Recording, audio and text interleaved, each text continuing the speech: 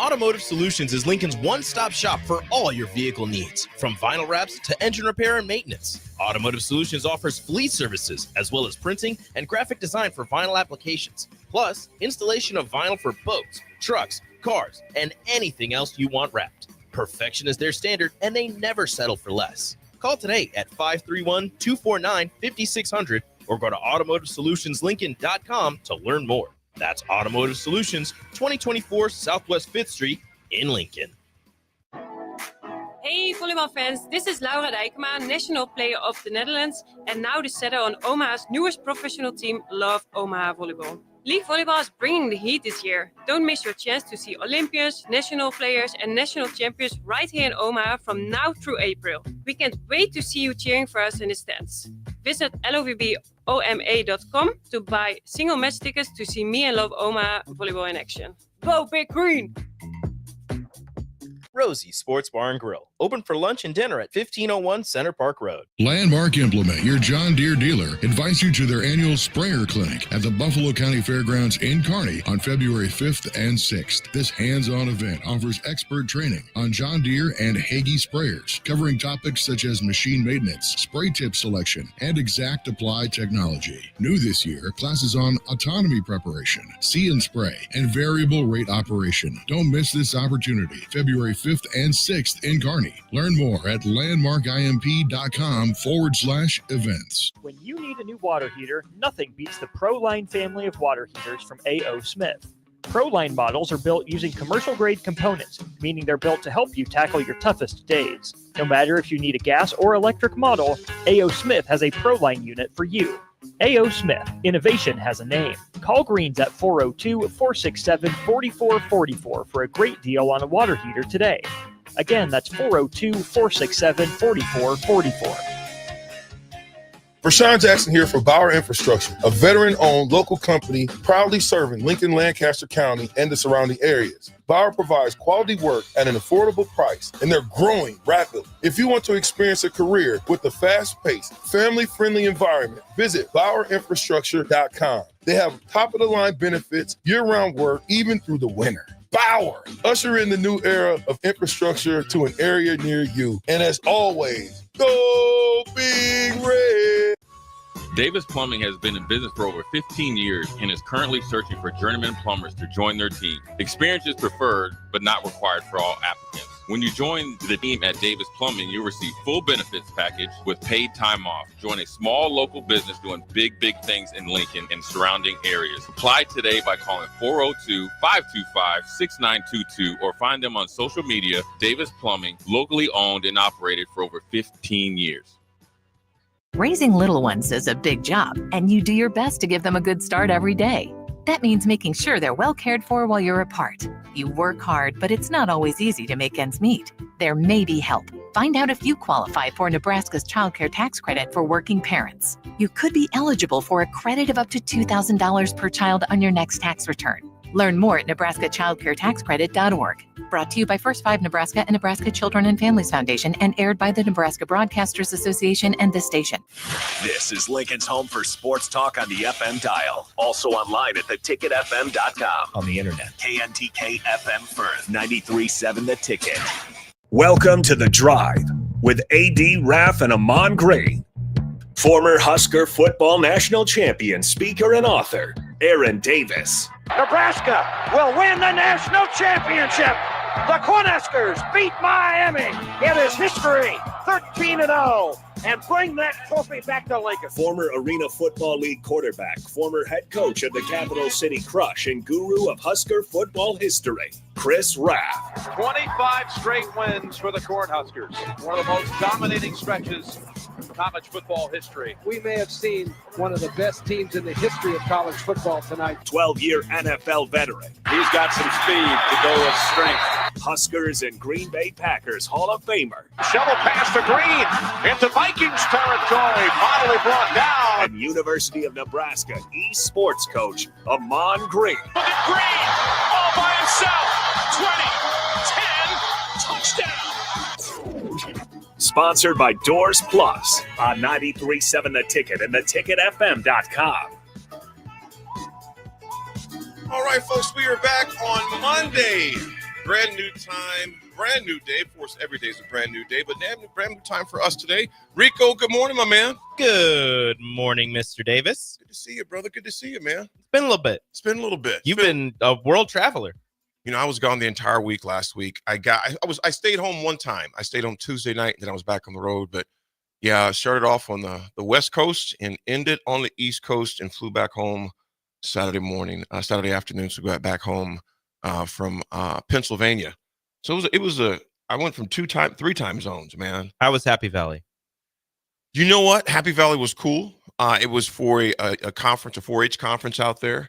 And their director, their dean of agriculture was one of the speakers as well for this group. And of course, he did the "We are Penn State." You know, start yelling all that. And I was like, yeah. And you were just like, whatever. You know, I'll be honest with you. Go big. Yeah, I just started yelling that right under their by chant. yourself. Solo with, 500 others. And they're just yelling, "We are Penn State."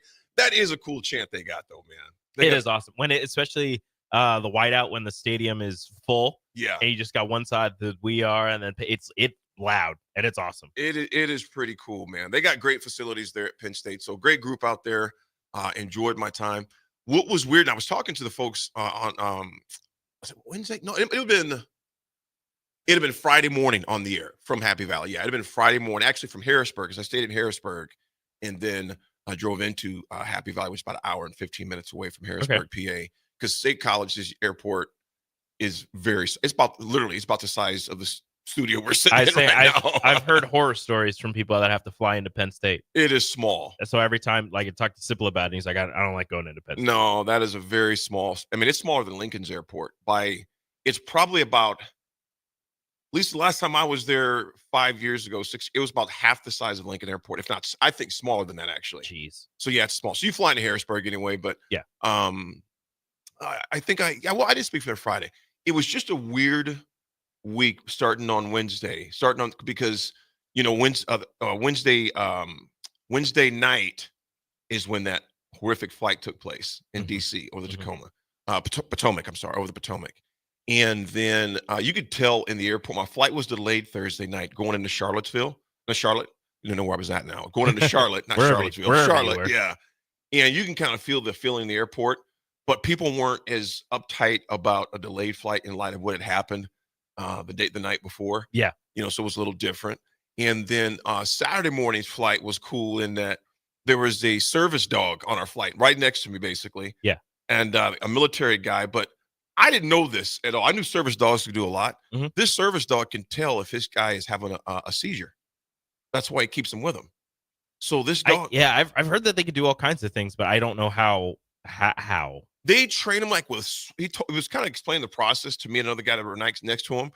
They train them obviously when they're young, like with swabs and all sorts of scenarios. But the dog's name was Willie Nelson. The dog's name was Willie Nelson. They called him Willie.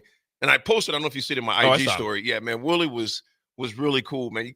You can tell he just put people a little bit at ease. Yeah. You know what I'm saying, in light of what's going on. And then Friday night, the horrible airplane accident, the private plane in Philadelphia. You know, obviously Philadelphia is about an hour and 45 away from where I was at in Harrisburg, but it just dominated the news, obviously, and rightfully so over there. 7 fatalities, 6 in the plane. There was 1 on the ground that was impacted, that was unfortunately passed away, and some injuries of other people as well, because that thing looked like a firebomb. Rico, I don't know if you've seen it on tape. I've seen the tapes and the video, or the videos of it a couple of times on social media, and I saw one where this guy was in a drive-through of a Raising Cane's that was right next to where that happened. He was just in the drive-through. He was about to get food, and he's showing his video, and it's just a fireball on the street. It was insane. There was a door cam that caught it. There are several people that were just driving. The cams are really short because it shows it as it's happening. I mean, as this thing is, you're like, what in the heck is that going that fast? But man, just lots of prayers to all those folks out there, man. So it was. I'm just putting it this way. I'm glad to be off airplanes. Yeah, I say flying is normally terrifying, and as of late, it's become even more terrifying. And you know what, man, I never even thought about the plane running into something else that's flying in the air. Like that was never even a thought for me whenever I was on a plane. It was obviously like the plane falling out of the sky. Like that was my biggest fear. Yeah. But like now it's like, okay, like it can run into something else that is also flying. Right. Again, I never thought about that. No, I never did either, man. It's like I said, it just was when I got off that plane, I was like, thank God I'm off these planes for a while. So out of the air for a little bit. Yes. Well, I'll tell you what, there's a lot of things that shot in the air that caught us in the air this morning, man. I mean, there's hirings we'll talk about. There's big blockbuster trade we'll talk to towards the end of the show that took place in the NBA. It's still, I'm scratching my head like, wow. That wasn't the only blockbuster. That was the biggest one, but there was another one that happened last night. De'Aaron Fox is going to San Antonio. I did not see that. Yeah. Wow. So Fox is going to San Antonio. Zach LaVine's going to Sacramento. Yeah, you being the NBA aficionado that you are, we're definitely going to discuss that as well. Nebraska also gets a signing. And the women in basketball had a rough one. The men, man, who are these people? I'm wondering who they are now right now, Rico. I have no idea who they are right now. They don't know who they are. But they keep, you know what? Play this way. Exactly. I don't care who it is. Just keep playing this way. Of course, it is Super Bowl week as well, folks. We got a lot to dive into. When we come back, first thing we'll talk about when we get in, make sure I got my notes right here, Rico. Yep. First thing we'll talk about when we come back, though, is going to be the B-ball, what took place there, because there's a lot to go there. There's a lot that's going on. So we'll discuss that. We got a lot of sports. I said we can get into it right now because they didn't go over, so we got time. Oh, well, let's dive into it then, man. You know, let me ask you this, Rico. Is it obviously you being a little different because you're here early, regardless of what's going on? 9 o'clock is, I kind of like this. It's kind of a sweet spot too, man, because I get everything, gym stuff done this before I even get in here. Yeah. And I was doing it before, but I'd be up a lot earlier. But sometimes I still like working out after the show to kind of decompress, get my head right for the day. But by the time we're done now, it's 11 o'clock. So it's a little different. It's lunchtime. Then you can actually eat, right? Is that when you can, or do you have to wait a little late? Do you have to wait a little longer? If I'm doing the fast, which I'm not doing it this week. Okay. If I'm doing intermittent fasting, I'll wait until noon. And this will actually, when I am doing the intermittent fasting, it'll help out a lot better in that when I was doing it, we were doing the show from 8 to 10, I'd be good until about 10:45. Man, at 10:45, man, a brother's stomach is going crazy, man. I'm like, I need some food. And then it goes into about 10:45 to about 11. And then I'll drink a bunch of water, drink some black coffee, and I'm good until noon. Sometimes I'll go until 12:30. But I like this. I like the schedule better, though, man. This is nice. This is nice. I think I like it. I mean, nothing changes for me. It's just different shows that I have to deal with. Which actually, it's the same shows. It's just a different order. Just different order. Yeah. Now I'll be a producer for Early Break for an hour on a couple of days when Ellie has to go to class. Yeah. I'm here still. Like your guys' show's still going. Carricker's going earlier, so he'll be 11 to 1 o'clock now, and then the captain follows after that, and then it's on the block. So I'll see Jay since he's joining them. Yeah, you'll see so Jay, Jay a little bit more. You'll see Jay on the block, and you'll see him also for old school from 5 to 6. Absolutely. Yep. So they got guys out today. Raff is traveling this morning. Nick made his debut this morning as Professor Sainert. Don't ever call him Professor. He doesn't need that. He doesn't need an even bigger head than he already has. As Jay Foreman says, he's got a barbecue pit. Barbecue pit in. So maybe we just call him. Wait, what did we just call him? Prof. No, Prof. I'm not giving him any type of recognition. So it's still just swim. It's just Nick. He's not even swim to me. He's just Nick. Sometimes Nicholas when he upsets me. Text line, should we call him Swim? Should we call him Professor Nick? Should we call him that guy? It doesn't matter. Let us know what you think. AG has also got some appointments this morning, but those will all be back tomorrow morning as far as that go from 9 to 11 new time. Rico, we were talking about the women's game, man. The women had a rough afternoon yesterday there in Indiana. The only time they had the lead was in the first quarter you mentioned? It was the first quarter. 8-7 or 7-6? It was the first quarter with 6 minutes and 9 seconds left remaining in the first quarter. They led 8-7 after a Britt Prince layup, and they never led after that. The closest they got after that was 8 or 9. 16-12 with 35 seconds left in the first quarter. And after that, it was just a landslide. As the second quarter began, Indiana built their lead to 32-14. So Nebraska got to 14 with 11 seconds left in the first quarter, didn't score again until 5 minutes left in the second quarter. They were down 32-16. Indiana was extremely hot yesterday from the three-point line. They shot 43% from the three-point stripe. Nebraska, just 27%. In fact, it wasn't until the second half that they had more than 2. I think they ended up only with 4, maybe during the whole game. But it was one of those games to where Nebraska, and as I'm watching this thing, they only had 3. 3 of them. And those last Nobody two, made more than one. And I think the last two were in the third and fourth quarter, I believe. And I could be wrong on that. But I got one from Britt Prince. She was 1 for 1. Logan Nisley was 1 for 3. And Petra Bojan, your center, was 1 for 1 from 3. Yeah. Yeah. And bro, I'll tell you what. I do like Petra, though. Petra Bojan played. She had the team high at 12 points. She played strong in the paint, had a few and ones. But Nebraska, the shooting, it was just bad yesterday, man. Mm-hmm. They just ran in one of those days to where and they made some comebacks. I think this was in the third. It was fourth quarter. They were down 15 or 16 at that point, give or take. And I was saying in my head, if they just say yourself to your team 4 stops. They got to 3 stops and scored. Stopped them 3 times. We came down and scored 3 times. And then the 4th time, Indiana hits a big 3. Made them go up by 11. I was just like, yeah, and that was you were so close to cutting it to single digits. You really were. And then you're sitting there and you're like, okay, we're in striking distance. Yeah. You know, there's something we can do. You know, we need one more stop, or even if we don't get a stop, if we hit a 3, or if we can get an and one, or if we just hold them to a layup or just a 2-pointer, we're right back in this. Yes. And there is still a chance for us to get back into this. Nebraska's probably telling themselves, and, you know, Indiana hits a massive 3. They hit 13 threes. They hit more threes than Nebraska even attempted. 13 threes. And it came to the point, Rick, I'm watching the game. I'm just like, yeah, that's good. Boom. That's good. Boom. Dude, it was like, what was that NBA game? NBA shoot. What was a video game?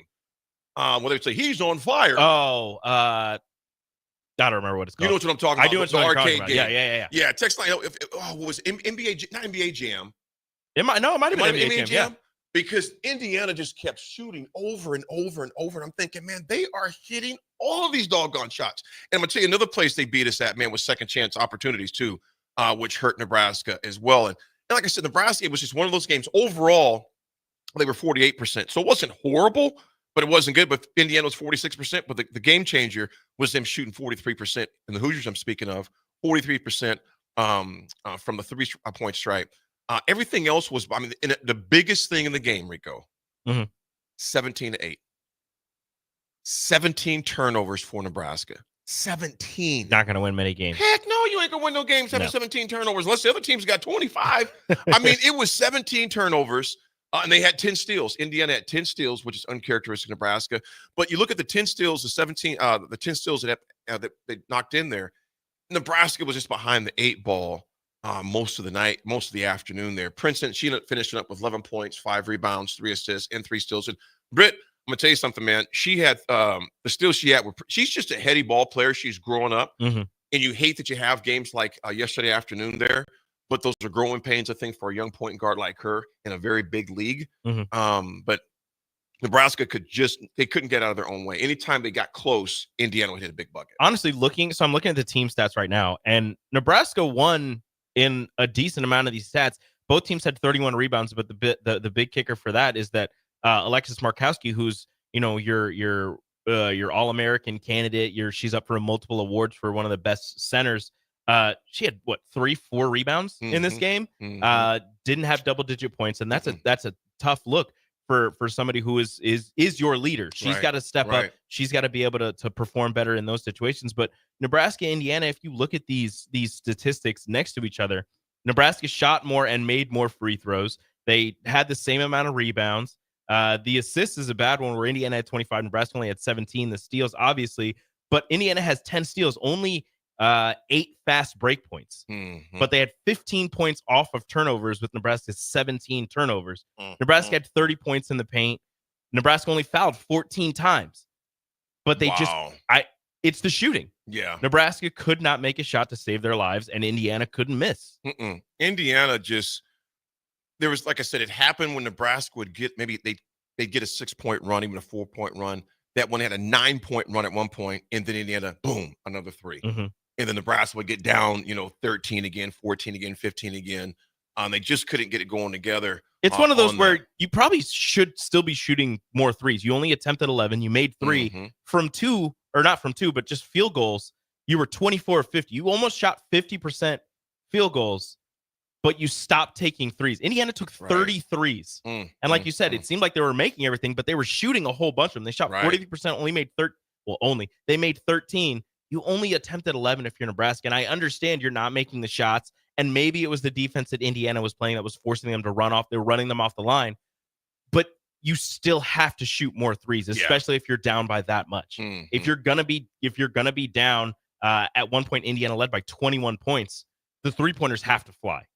Yeah, they tried it late in the game, but at that point it was pretty much, I mean, like I said, the lead was somewhat insurmountable because the clock just wore out. Mhm. And the opportunities Nebraska did have, they just couldn't hit the buckets, man. They could not hit the buckets. And then, like I said, some of the turnovers, Rico, I was like, no, very uncharacteristic of an Eamon Williams coach team because they're pretty sound with the ball at most times. But I chalk it up this way. It was one of those afternoons. Unfortunately, it is one what of it those is. afternoons. Sometimes it just happens. Well, they take on. Go ahead. You still got multiple opportunities, though. You're sitting pretty. Absolutely. You're sitting pretty at 16-6. You're 5th in the Big Ten. Mm-hmm. You're doing pretty well. If you can stay in that top 5-ish range in the Big Ten, you've got a good chance of making the NCAA tournament still. Well, you look at Nebraska for the women for the rest for the next 4 games, not for the rest of the month, for the rest of these next 4 games. You got Michigan, who was a decent team, 15-7, 15-8, give or take, something like that. That's at the vault. And then you follow up with Iowa, who you just tangled with a week ago, give or take. But Iowa did just take down USC. Yes. Yeah, exactly. Number 4 at the time when they beat Nebraska when they were number 4 at the time. Yep. They were still I think they were number 4 still. Yeah. When facing Iowa at Iowa, Caitlin Clark jersey retirement day. Iowa won by double digits. Blew them out. Crushed them. Blew them out. But you get Iowa at home. It's at PBA. At home. The next 2 weeks you're at home. Yep. You know, they got the Thursday night game against Michigan. And then the night after the Super Bowl, February 10th, they got Iowa at home. Then they travel. And Maryland is always a tough spot. That's a tough one. That is Nebraska's surprisingly played really well against Maryland as of late. Yeah, we have. And then they go to Illinois on the 16th. So these next 4 games, man, are going to be they're going to be alley fights for sure. There will be alley fights for sure. So Nebraska drops to Indiana yesterday in Indiana. And just hoping, like I said, they can rebound from this thing, man, because they don't have much time to think about it as far as that go. No. They got to take care of business coming in. Nebraska falls to Indiana 76-60 there in Indiana. We'll take a break, Rico. We got time still. We still got time. This time got to be. So it messed it up because they didn't go over. They said that they're not going to go over anymore. So your first segment's actually going to be a regular segment. Really? Because it's 9:20 right now. Yeah. Really? So we can go to 9:20. You can go to 9:25. Okay, let's talk about it some more. I like it. Let me ask you this: going here and on out. Okay, with the women, and I want to we'll get into the men after the next segment. We'll start talking about the men, but the women, though, man, Brosnan played a heck of a game yesterday, though. Now, you're saying, well, come on, AD, she only had 12 points. They were big 12 points because the reality is Markowski struggled. Would you say that's fair to say Markowski struggled yesterday? She finished with 8 points. Yeah. 8 points and 3 rebounds, which very uncharacteristic of Alexis Markowski. Very uncharacteristic. Yeah. I think she's close to or already has the most double-doubles in Nebraska women's basketball history. And then she's in the top 3 in rebounds in Nebraska basketball history, Nebraska women's basketball history. So to only have 3 rebounds in a game is very uncharacteristic for her. Yeah, she was just 3 of 5 yesterday. You know, that was it. Just 3 of 5 yesterday. You got to get her more touches. Yeah, absolutely. I would totally agree with that. She had 3 turnovers, but she has to get more touches. Rico, that turnover thing, 17 turnovers. That's not Nebraska women's basketball. That is not. They don't turn the ball over 17 times, man. They'll have games where they'll turn the ball over. Just some not uncharacteristic. What's the word I'm looking for? Just some sloppy ball handling, sloppy passes. It was uncharacteristic. Yeah, and there are times where they're playing and it's like a stretch. It's like a couple minutes stretch where you can just tell they're out of sorts for whatever reason, where they're getting the ball inside, they're going to turn, they're getting double teamed. Markowski or Potts when she was healthy, Petra, whoever's in the inside gets double teamed. They're not focused on who they're going to go to, or they don't have that next step planned out in their mind.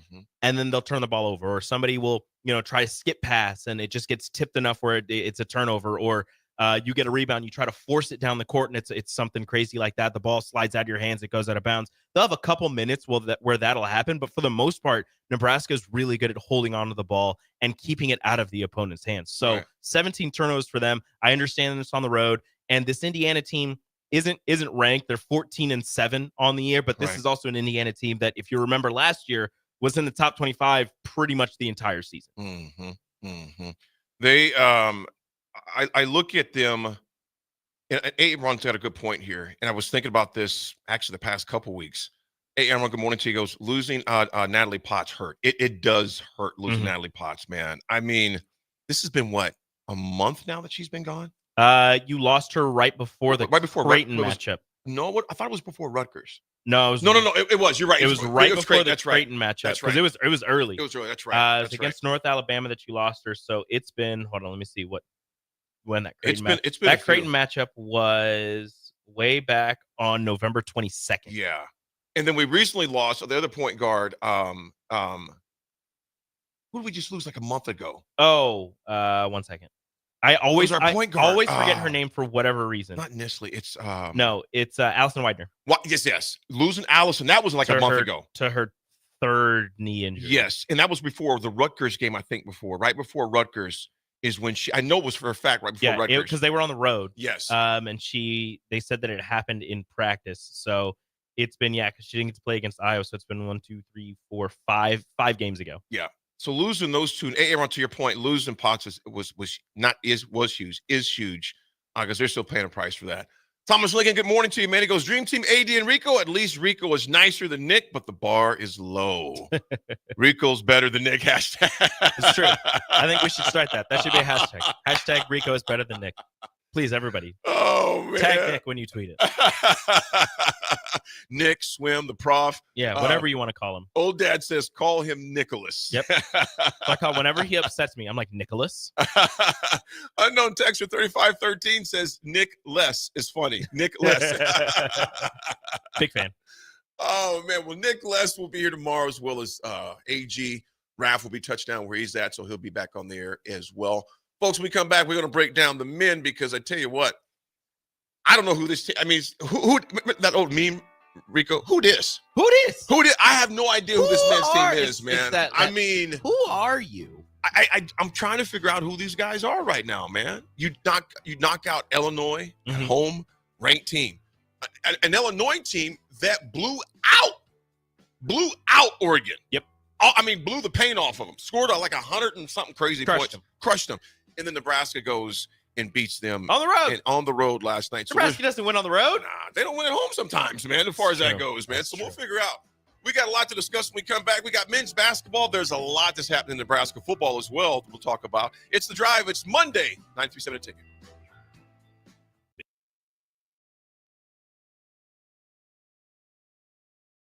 Bagels & Joe is the best place to start off your mornings, and you can order your breakfast ahead of time on their app. You can't go wrong with one of their great bagel sandwiches or breakfast burritos. Stop by any of their 4 locations in Lincoln or their location in Seward. Bagels & Joe. Have you heard about Advanced Medical Imaging Surgery Center? Located at 7555 Pioneers Boulevard, Advanced Medical Imaging Surgery Center offers compassionate, patient-focused care and provides outpatient surgery services, making it possible to have non-emergency surgery and return home the same day. Advanced Medical Imaging Surgery Center specializes in cardiology, vascular radiology, orthopedics, pain management, and much, much more. Give them a call today at 402-261-1085 or online at amimaging.com. The electrical workers of Local Union 265 are now hiring licensed journeyman electricians from $32.50 to $42.50 per hour with paid benefits. And if you're looking for a new career, they're hiring apprentices at $19.50 per hour with paid benefits. Call the office at 402-423-4497 to apply. Start your electrical career today. 93.7 The Ticket, Fox, KFXL weather. Sponsored by John Henry's Plumbing, Heating, and Air Conditioning. Your Lincoln forecast for today, we'll see mostly sunny skies and it will be breezy. Falling temperatures throughout the day, a high near 41. Tonight, partly cloudy and breezy, below near 20. And tomorrow, we'll see mostly cloudy skies and a light breeze, high near 35. Meteorologist Kyle Fleck for 93.7 The Ticket and theticketfm.com. Empower a child today with the Teammates Mentoring Program. Hope is only a conversation away when you choose to share your talent, time, and heart with the child. Together, you can build a relationship based on strengths and chart a brighter future, 1 week at a time. Find out how you can be a mentor by visiting LincolnTeammates.org. Become what you needed as a kid by joining the Teammates Mentoring Program today. Raising little ones is a big job, and you do your best to give them a good start every day. That means making sure they're well cared for while you're apart. You work hard, but it's not always easy to make ends meet. There may be help. Find out if you qualify for Nebraska's Child Care Tax Credit for working parents. You could be eligible for a credit of up to $2,000 per child on your next tax return. Learn more at nebraskachildcaretaxcredit.org. Brought to you by First 5 Nebraska and Nebraska Children and Families Foundation and aired by the Nebraska Broadcasters Association and this station. Husker fans, join Nebraska Women's Hoops as they face Michigan on February 6th at 7 p.m. Get ready for a full day of action as women's basketball is joined by other Husker teams to celebrate National Girls and Women in Sports Day. Arrive early for a meet and greet with Nebraska women's teams including soccer, tennis, track and field, swim and dive, and more. The meet and greet starts at 5:30 p.m. in the North Concourse. Get your tickets now. You won't want to miss this matchup in PBA. For event and ticket information, go to huskers.com/tickets. M Suits Clothiers, Lincoln's favorite men's store. Family owned and operated, located 1 block south of 56th and Pine Lake Road. The end of season clearance is going on now with up to 50% off. Stop in now for best selection on sweaters, outerwear, suits, sport coat, dress pants, and dress shirts. M Suits Clothiers, your menswear store. Is your office technology holding your business back? At Hamilton, we're more than just an IT provider. We're your partner, focused on building integrated technology solutions tailored to your business needs, both today and for the future. We know that every business is unique, and that's why we provide the services and support you need and nothing you don't. We believe that together, you can continue to serve and support your customers while knowing that your technology is taken care of. Hamilton Business Technologies. Real people, real technology solutions. Connect with us at hamiltonisbusiness.com. Advanced Medical Imaging is the largest radiology group in Nebraska, located in Lincoln at 7601 Pioneers Boulevard.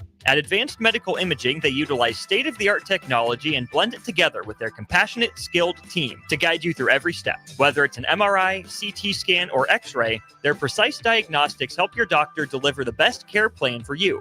Choose clarity and comfort in your life by choosing Advanced Medical Imaging, located at 7601 Pioneers Boulevard and online at amimaging.com.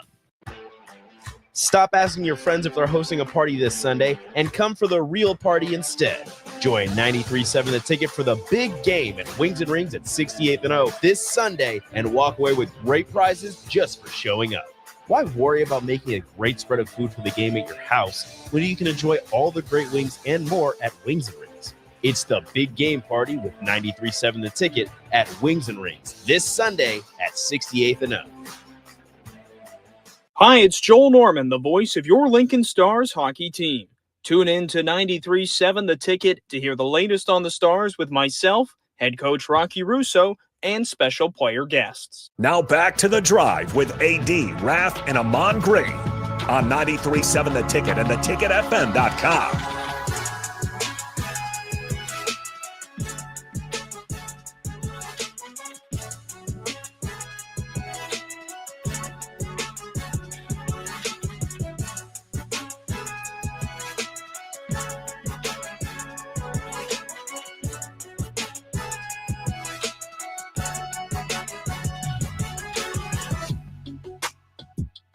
We are back on this Monday morning. New time, new lineup. Same guys, same crew, same faces, just different time. You got early break with Sip and Jake and Coach Bush from 6 to 9. You got the drive from 9 to 11. Adam Carraker, AK's coming in. AC's coming in from 11 to 1. Then you have the captain in the black shirt from 1 to 3. And then you got Jay and Strick and Austin around the block. That is from 3 to 4. 3 to 5. 3 to 5. And then you have Jay and Old School from 5 to 6. That'll be Monday through Friday. Beautiful. Obviously, with what state basketball coming up here, glaring at us within the next month and a half. Mm-hmm. Actually not this month, but next month. Next month, Nick's going to lose his voice, as he normally does. Yeah, he'll lose his voice for sure. Nick and Jay did a heck of a job on Friday night. Calling the game, the Norris Pius game, and Norris boat raced those dudes, didn't they? I believe so. I think they did, man. I was looking at if we could double check that.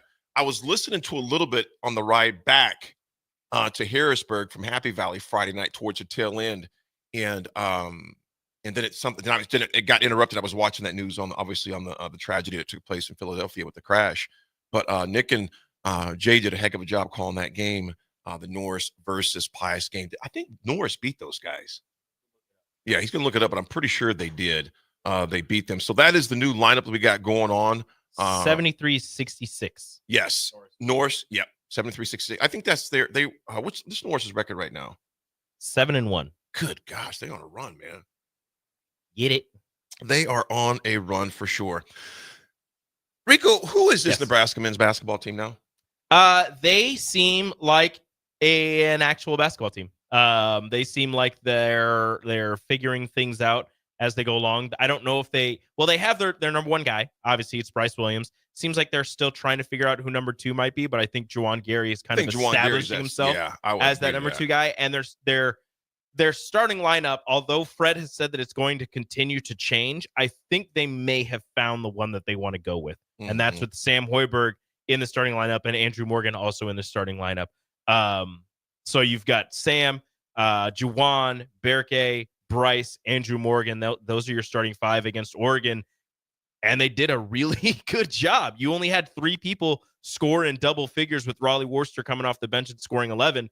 But if you can get 28 and 23 from Juwan Gary, 28 from Bryce and 23 from Juwan Gary, you're sitting pretty. You know, here's the thing that I look at Here's the thing, man. Bryce most likely is going. I mean, the season has shown it. His career has shown it so far. In fact, I think it's kind of cool. The only father-son, him and his dad, the only one to score over 4,000 points in their collegiate career, something like that. No, they are. I think he's they're the 5th highest duo. The 5th highest. Because Seth, Steph. Oh, that's right. Their dad. And then I think there were 2 more, but I can't remember exactly who. They're in a very select group, though. Yes. Very select group to do that. We know Bryce is going to get his, Rico. He was 10 of 18 yesterday. He hardly sat down. He played for 37 minutes, almost 38 minutes of the game yesterday. Juwan played 34 minutes. When you were talking about just the rotation as the team found their 5 yet, and it's been kind of a, I'm not saying you're throwing stuff on the wall to see what sticks type of mentality. That's kind of what they were doing. But it kind of looked like that, though. It kind of looked like that, though. But here's the stat that, to me, that stands out the most with Juwan: 6 of 10. Yep. And 1 of 3.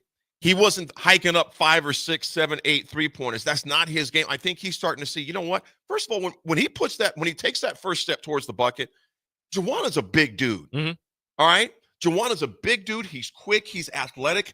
I'm thinking, Juwan, stick with what your bread and butter. Your bread and butter is not shooting threes. He's bigger than I thought. He came in here to record a spot. He's bigger than I thought he was. He is a broad, big, quick man. Yeah. Because you look at his stature. And I've seen Juwan. I don't know Juwan well at all.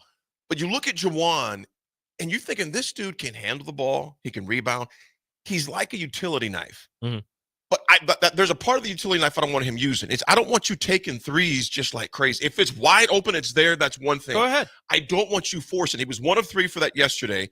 Now, we're talking about threes. Can't say a lot because Bryce was only 2 for 8. Mm-hmm. But we know that's more his style of game of shooting threes, whether it didn't be a Juwan. I mean, Nebraska didn't really take that. They took 23. They only made 4. And this says Oregon was 5 for 20. I don't believe that. When I turned it on and I was watching, it seemed like Oregon hits 5 threes in a row. Like they were trying to come back, and I swear they hit 5 threes in a row. I don't believe that stat. Yeah, they were, I think, and this is putting it on you think about Oregon's team. When you look at their 2 big men, I was thinking when they came out, I'm thinking, we're going to have some trouble. Mm-hmm. Because they're big, they're athletic, they could move. But Nebraska played a type of ball to I always resort to is 1-2 basketball. Mm-hmm. They played a lot of 1-2 basketball yesterday, Rico. I mean, it was to the point, even when their backs got a little bit against the wall, they either bend or break. They bent, but they didn't break. Mm-hmm. That 6-game road script, which they're off of that now, obviously because of the win over Illinois earlier than last week. They got off that 6-game skid, but that 6-game skid, we saw them break. They wouldn't bend. Times. They would break multiple snap like times. A twig. Just snap. What's the difference? I have no idea. I don't know. I have no idea. I don't know if they changed something in practice, if Fred got on him or Fred got on him or what he's done with this team. But I mean, they've always kind of had that mentality where they play gritty, ugly basketball throughout this season. And for whatever reason, the gritty, ugly basketball didn't work in that 6-game skid. You're losing a decently close game to Iowa. You get blown out by Purdue. You lose a close one at home to Rutgers. You lose a close one on the road to Maryland. You lose a close one to USC. So you're uglying the game up as much as you can, but you just can't get it done at the end of the game. It felt very Nebraska footballish, right? Yeah. Where you're keeping it close. You feel like you're in the game. and then it gets to the last like 2 minutes and it all falls apart. Your gritty, ugly basketball takes a toll on you more than it took a toll on the other team for whatever reason. You get blown up by Wisconsin, things changed. Don't know what happened, things changed. You beat a ranked Illinois team at home. You go on the road and you beat a ranked Oregon team. You don't see that from teams on 6-game skids beat back-to-back ranked teams. And these aren't bad teams. No. This is a really good Illinois team, and this is a solid Oregon team. They're both going to make the tournament. These are good teams. But for whatever reason, Nebraska figured out a way, and they've gotten past it. Potentially. We'll see. Yeah. It's 2 games. You can't really say that they've gotten past it already. It's only 2 games in. But they're doing a really good job so far. And I think it's the change in the lineups, knowing that there's no complacency with these guys anymore. And I'm not going to say that they were complacent, but it's not like, okay, you're a starter, you're coming off the bench. Now, with the lineup changes that they've been making, it's like at any point you could be a starter. You've got to keep your game going. You've got to practice hard, and you've got to work hard in practice to potentially get into that starting lineup. And if you do, you've got to keep working because you could be taken off. You could be sitting the bench the next game. Rico, and I'm somewhat playing devil's advocate here because first of all, you're taking these 2 wins because I was not very optimistic of Illinois, was not optimistic of Oregon. I mean, if I'm going to be honest with you, after the 6-game skid, I looked at the schedule and I said Nebraska has 3 wins left on the schedule. So if I'm correct, they only have 1 more. Granted, these 2 were not wins. You look at Oregon from the Oregon side of the ball. Jackson Shell said he had 16 points. Brandon Angel chipped in 15. And Bamba, who was a guy, he was a muscle man. He kicked in 13, and a slew of other guys in single digits. The next close person, the double digits for Oregon, was Adrian Tracy, chipped in 9. And Supreme Cook, I love that name, Supreme Cook. That name is great fire. Name. Can you imagine the NIL deals if he was like real Supreme good? Supreme Cook. What's Supreme Cook? I mean, the Supreme, brand, which a lot of the kids talk about. Supreme's still a big deal, massive, and ridiculously expensive. Way too expensive. Yeah, I don't get that. And it's just like it'd be just a regular black hoodie. It's just Supreme. And it would just say Supreme on the front. And they'd be like $250, and people are like, yes, okay. And I'm like, what are you doing? Who made Supreme popular? Was it, what's his name, the rapper? Was it Chance the Rapper? I have no idea who made Supreme popular. I see this. I couldn't tell you who the first person to wear it was. The most memorable Supreme thing that I have is J.R. Smith was trying to wear Supreme wristband or armbands in the NBA, and he wore them for like 2 games, and then the NBA was like, no, you can't do that.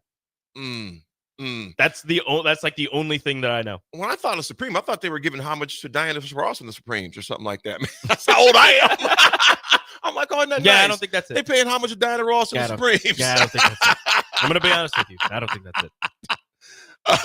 Tommy Gunn, what's up, man? Good morning, Tigos. I agree with AD. Let the big man own the post. Don't have players jacking up threes because that's what you're supposed to do in today's game. Tommy Gunn, I totally agree with you, brother, in that that type of Nebraska is not built that way to just be jacking up threes. No. Unfortunately, look at that 6-game skid. They were doing a lot of that, Juwan included. In the past 2 games, you've seen Juwan being the type of ball player that he can be, and that's slashing to the cup, and getting to the line. Yes. It's like if I'm telling Juwan, you can still get threes. Just take it to the cup and get and one. Just get the and one. The hoop and the harm. Exactly. That still counts as 3 points. Mm-hmm.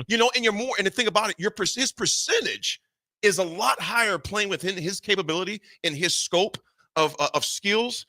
Juwan is one of those guys that gives you problems if you're on the other side because he's one of those guys that can kill you from a lot of different directions. Not only just on the offensive side, but he does a lot of dirty work. Yes. As well. So he's that guy that so he's not a 3-point shooter. He's not a lockdown 3-point shooter, but he's like the 3-and-D guy that everybody looks for in the NBA, where you're going to have a guy who's going to be able to lock down the opponent's best player or one of their better players and be able to hit shots and knock down threes with regularity. Mm-hmm. He's not the knockdown 3-point shooter, but he is the I'm going to get to the cup and I'm going to make this tough layup or I'm going to dunk it on your head kind of guy. Hard. I'm going to get the 3-point play the hard way. Yep.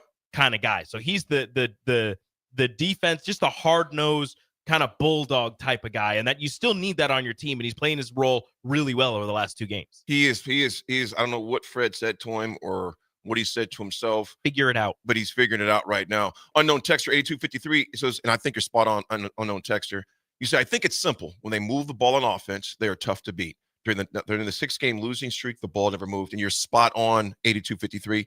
You know who else didn't do that yesterday? Nebraska women.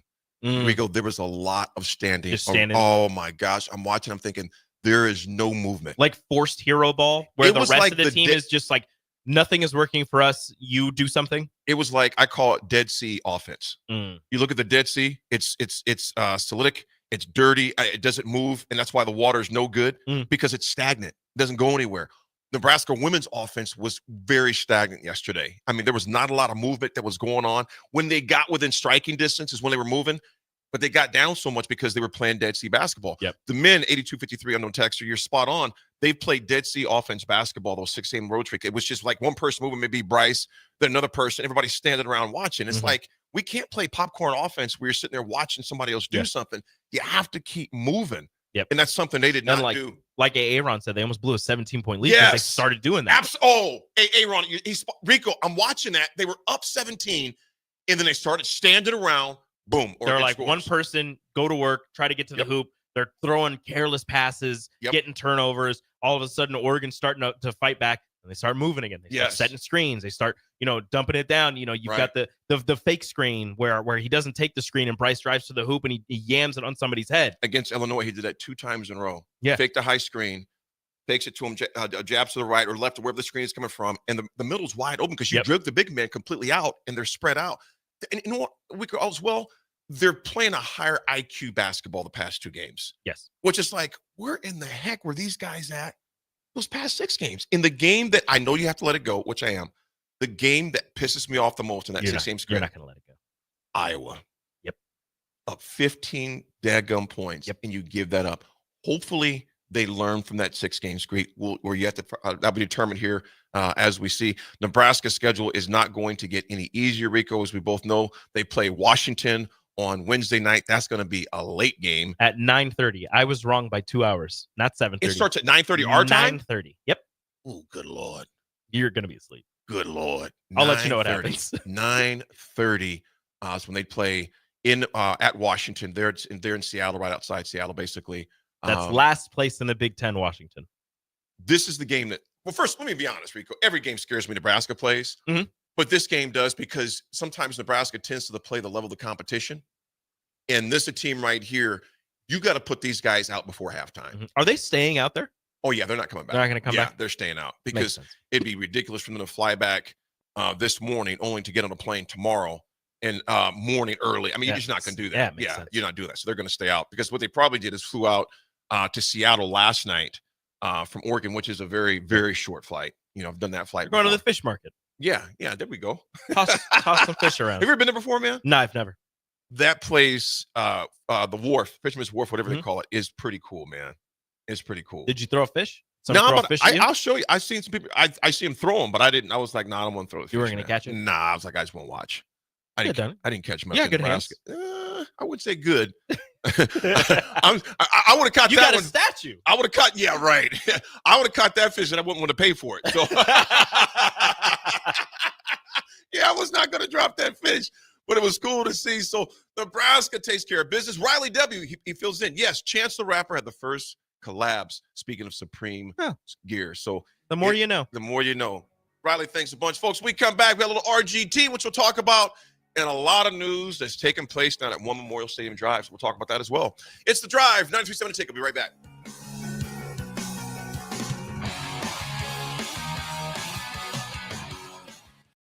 Hey, Reese, you hungry? You know I am, Mama. Let me introduce y'all to my canes. We got chicken fingers. They hit the spot, baby. Fries are golden crispy, Texas toast crunchy, and they cane sauce right. You go to coleslaw right here. Ooh, Lord help me. This sweet tea makes me sweet. That's what my mama said. So what are you doing right now? Get your mom to take you to Raising Cane's chicken fingers. Hello. Have you heard about Advanced Medical Imaging Surgery Center? Located at 7555 Pioneers Boulevard, Advanced Medical Imaging Surgery Center offers compassionate, patient-focused care and provides outpatient surgery services, making it possible to have non-emergency surgery and return home the same day. Advanced Medical Imaging Surgery Center specializes in cardiology, vascular radiology, orthopedics, pain management, and much, much more. Give them a call today at 402-261-1085 or online at amimaging.com. When you need a new water heater, nothing beats the ProLine family of water heaters from A.O. Smith. Proline models are built using commercial-grade components, meaning they're built to help you tackle your toughest days. No matter if you need a gas or electric model, A.O. Smith has a Proline unit for you. A.O. Smith, innovation has a name. Call Greens at 402-467-4444 for a great deal on a water heater today. Again, that's 402-467-4444. Stop asking your friends if they're hosting a party this Sunday and come for the real party instead. Join 93.7 The Ticket for the big game at Wings and Rings at 68th and O this Sunday and walk away with great prizes just for showing up. Why worry about making a great spread of food for the game at your house when you can enjoy all the great wings and more at Wings and Rings? It's the big game party with 93.7 The Ticket at Wings and Rings this Sunday at 68th and O. Things that impair you come in many different shapes and sizes. Some are the shape of beer and liquor bottles. Others look like cigarettes but aren't cigarettes at all. These are the things we know impair us, the things our parents warned us about. What we're not always aware of is our new prescription or the over-the-counter medicine we picked up just for allergies or a bad cold. See, it doesn't just matter how much of a substance you take. If you are impaired, driving is deceptively dangerous. Don't drive impaired. Paid for by the NDOT Highway Safety Office. At Action Plumbing, Heating, AC, and Electrical, we're ready, reliable, and recommended. Water heater acting up or your sump pump on the fritz? Call Action. Summer's around the corner. Is your AC working? Are you sure? Call Action. Electrical problems? I'm telling you, call Action.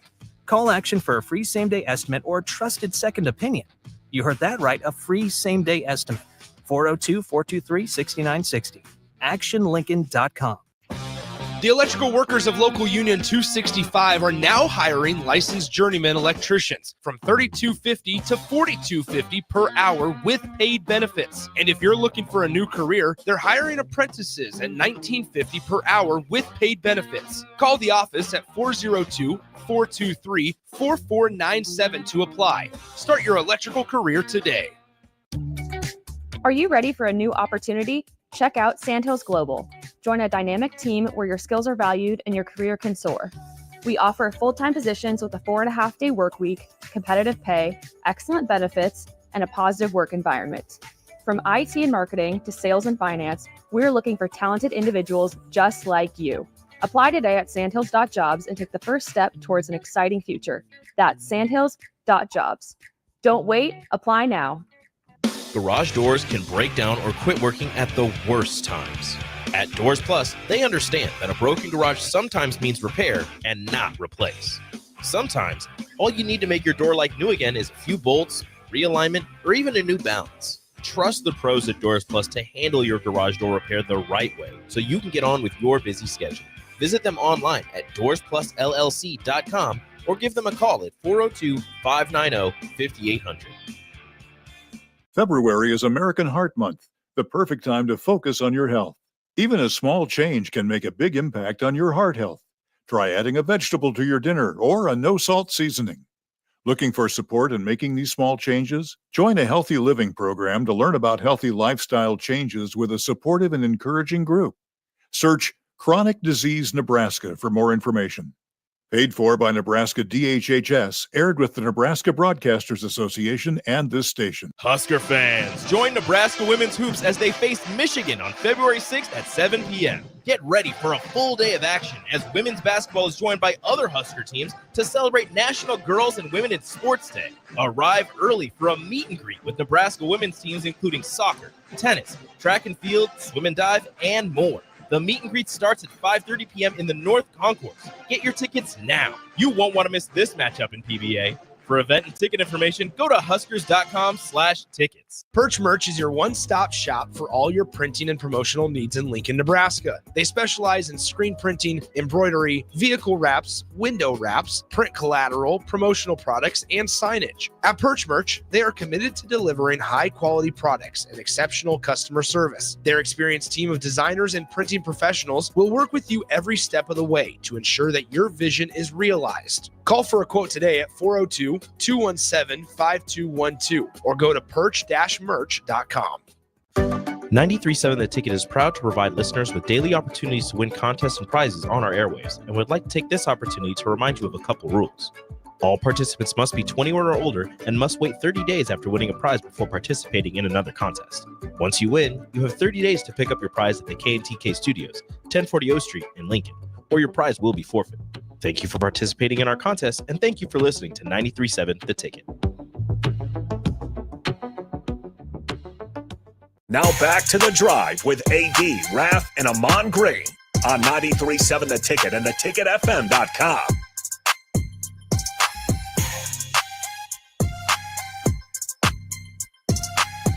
All right, folks.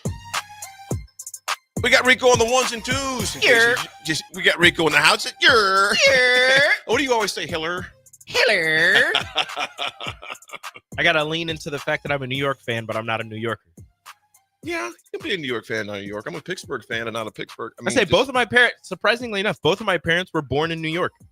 So there you go. You got it you're grafted in. By association. By association, just like I'm a student. I got a good friend that I play video games with that is from New York. He makes fun of me all the time, but it's okay. How is New York doing right now? They're great. They're fantastic. They won the other night. They beat the Lakers. They lost against the Lakers. Yeah, they lost to the Lakers. They're doing great though. I think they're sitting third or fourth in the East. Okay. They're sitting pretty. They're sitting pretty. I'm not mad about it, except I just saw a thing that said the Lakers need a big man and they're targeting Mitchell Robinson, and I refuse. Why? I refuse. You can't have him. But based on how the trade market is, apparently we could trade Mitchell Robinson in the second for Luka. Bruh, I seen a funny meme that talked about the New York Giants. You know that guy that's had that surprised face, that meme, he opens his eyes, he starts going, looking side to side. And it said when the Giants didn't re-sign Saquon Barkley, it takes the attention off of them by Luka going to the Lakers for AD. And wait, we'll talk about that too, because I think the way AD and those guys found out was Bush League, man. I'm like, man, I'm excited to hear Strick's interpretation, just his breakdown of that. So I know they talked briefly about it. There's a video going around of Max Christie, who was included in the trade. He's doing the interview after they beat the Knicks, right? And you see in the background somebody come up and take the nameplate off the locker. And I understand that they're in New York. It was real? But they're in New York. Okay. So obviously they're taking it off because that's not their lockers. But still, like, just the visual and knowing that he got traded a couple minutes after that is hilarious. Dude, here's the thing, man. Yeah, we're going to talk about that in the next segment. But I would just like, man, that would be one heck of a way to find out that you've been traded, but that's the business, man. Saw the meme of LeBron pretending to be shocked at dinner with his family when he orchestrated the trade. Oh my goodness! Do you think he had a piece in it? Oh, 100%. You think he even knew? 100%. Nothing. This is LeBron James we're talking about. Right. Nothing happens within an organization that he is a part of without his knowledge. I would be shocked if Jeannie Buss hadn't talked to LeBron first. 100%. However, though, I know for a fact Rob Pelinka called LeBron and was like, "Hey, so this is what we're thinking." However, we don't know that for sure. Yeah, I would, but I'm going to say it this way, Rico. I'd be shocked if he. I'm shocked if he didn't know. I am 95% sure that LeBron knew. I would go, but think about it. Ain't nothing he could do about it. Allegedly. Yeah, there ain't nothing he can do about it. Well, folks, this segment is brought to you by Jack Russell of Farm Bureau Financial Services. Jack has been a well-respected representative since 1999. He can help protect your home, vehicle, family, or even your future. Give Jack a call today at 402-421-9100 and learn how Jack Russell of Farm Bureau Financial Services can help you. Yeah, Rico, I'd be surprised myself if he didn't know. Mm-hmm. You know, even if it was like, hey, LeBron, this is what's going to happen.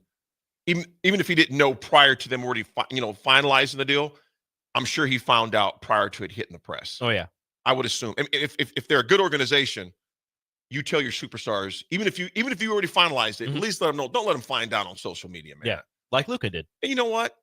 And obviously, they didn't let the Mavericks did not let Luka know. No, because he found out like everybody else found out. Did you see him post on his Instagram story? He posted a screenshot of his call log, and it has the GM for the Mavs kept calling him, and he didn't answer a single one. It was like from like 2 a.m. to like 5 a.m. There's so many calls, and there's one in there with LeBron. But it's like all of these calls on his thing. I don't know if it was real, but I went to Luka's Instagram. I couldn't find it, but I saw the screenshot. Probably fake, but either way, hilarious. Man.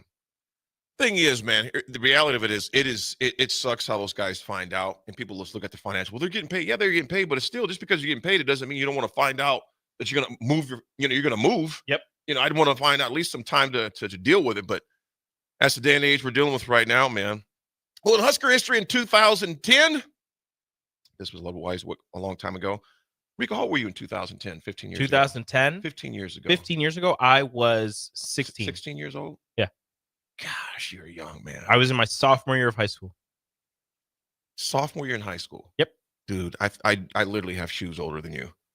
I know. Speaking of shoes, Nebraska shoes may or may not be playing in the spring game. We're going to say it's going to be an altered one. But in 2010, fans snapped up more than 40,000 tickets to the spring game on the first day of sales. 40,000 tickets. That was 15 years ago when it first launched out. The first day it opened up for tickets to be sold. They sold 40,000 on the first day. That might have been the first Nebraska sporting event that I ever went to. Really? I think that's spring game. I went with the Boys and Girls Club. From out in Bellevue? Omaha. Gosh. Rico, let me get your thoughts. Text line, let us know. I know people talked about it briefly last week as well. What are your thoughts on them and talked about regarding not having a traditional spring game? Hot take, I don't care. I always looked at the spring game as just another glorified practice, and there's absolutely not, to me, there was nothing that you could really get out of the spring game. Like, oh, this wide receiver looked good. Be like, okay, cool. So the corners suck, right? Oh, Dylan looked really good. Be like, oh, so the defense is terrible. Like, I don't, and I understand that there are smaller things, like there are things that you can get out of it if you're looking for like the smaller things, like, the offensive line and their, blocking schemes and the defense, blah, blah, blah, all that other stuff. But to me, the spring game didn't matter. Now I understand that for the city of Lincoln and for some people who don't get to go to many games and how expensive tickets are nowadays, that this might have been the only game that some people were able to go to, and how financially impactful the spring game is for the city of Lincoln. To that sucks. Yeah. It sucks for those people. That sucks for the small businesses and all the other businesses here in Lincoln. But as much as like the actual spring game, it didn't really matter to me. And I understand it from 2 points from rule is you want to avoid injuries. And I know injuries can happen in practice and in games, whatever, but you lose somebody in a spring game, that really sucks. You lost 2 people in the spring game last year, who, a promising young freshman wide receiver, or a promising young wide receiver, and a guy who potentially would have been your number 2 corner. So you lose those 2 guys in the spring game. You have to deal with that towards the beginning of the season. And then, as Rule said, with the second transfer window opening, you play a spring game. Somebody thinks, ooh, that offensive lineman looks really good. Ooh, that wide receiver looks really good. Second transfer window opens. Let's go. Let's contact them. I understand that you can't, quote unquote, contact them. Yeah. But they get contacted. It's in, I think there was one thing that was said in the presser that it's not even a tampering thing. It's an open market. And from a business perspective, Nebraska in, restaurants, hotels, eateries, pubs, etc. around town, it was like an extra game for them financially. Yep. And it comes at a great time where they need it, because obviously basketball gets some, obviously business down there, but it's not, it's, 8 or 9,000, 10,000, 14,000 at the most. Spring game, it's sometimes obviously definitely double than that, triple that. You're looking at maybe 50,000 people. You know what I'm saying? So from an economic standpoint, and a lot of these businesses aren't seeing that type of business since the last home game they had. Even concerts, the rest of that stuff is not equivalent. Not even close to equivalent to a spring game. It's like another home game. So in a lot of these businesses about that time, that holiday money has already been done. Yep. You know what I'm saying? The Christmas push, the holidays, January 1st, and all the rest of those things, all that thing is done. So you're looking for a fresh infusion of cash to carry you over through those dog days of summer. You know what I'm saying? So without that being there, I could understand from the economic standpoint, surrounding the stadium, surrounding areas, to where it's like, dang, that hurts. However, I do understand also from a business standpoint at the university, to where you're like, you know what? As much as people may hate it, it's the part of this new landscape of college sports. I hope they do something. Whether it's another fan day like they had where it's an open practice maybe, and they're just practicing. Just practice.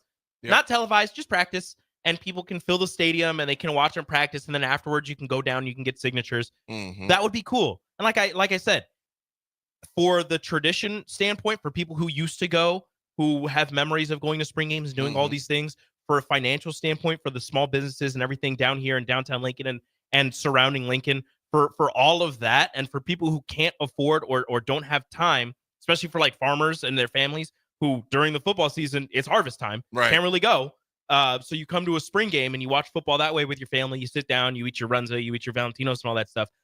I get that this sucks, and that is terrible. Yeah.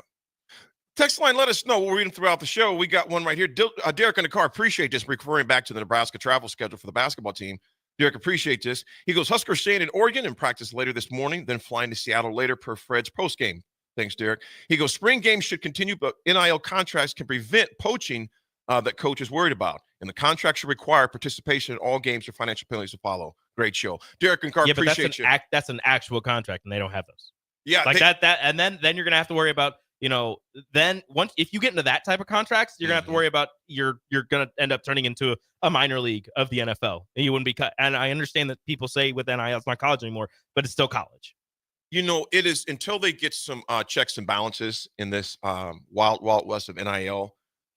There's a lot of things that are up in the air. Money G in Kansas says no spring game, not a big deal. I hope they do something like another fan day with players available and possibly bring some players. Great players from the past with other fun activities for kids to do. Money G, I hope they do something similar to that. I know there's a lot of things that are on the table, and the spring game itself is not off the table. I think it'll just have some different parameters. And also, not only that, why don't you just play a spring game and not televise it? Yeah, but then that's money too, though. You televise it, so it's salute. But also Nebraska with the roster limitations, etc. You've had a lot of injuries. Guys, offensive linemen who have had surgeries who would not be ready. I think someone in the text line mentioned that Dylan played like 2 series last year. So there's just a quagmire of differences in traditional spring games to what it is now. And I tell you what, if Nebraska doesn't, I think other schools will follow suit. I really do. Nebraska tends to be that. And granted, we haven't been on obviously the top echelon of college football in the past 2 decades as far as that goes. But with the unique challenges that presented to Nebraska right now, it's going to be interesting to see what happens. I don't know the answer, what the game will look like if they do have a traditional game. I said we'll find out. We'll definitely find out. Do you want to know my quick disdain history? Oh yeah, way back in 1870. Do you know? The 15th Amendment to the U.S. Constitution was ratified on this day in 1870. Wow. Guaranteeing the right to vote regardless of race and intending to ensure with the 14th Amendment the civil rights of former slaves. I didn't know it was 18. I thought it was like 1871, 1873. 1870. But I know Frederick Douglass, who's one of my heroes, who Jay Foreman on a group text, he sent a picture of himself at our event, the grain hair. Yeah. And he texted in a group chat a meme of Frederick Douglass with the salt and pepper beard, the salt and pepper hair. Love it, love it, love it. We shall go forward. We shall move on.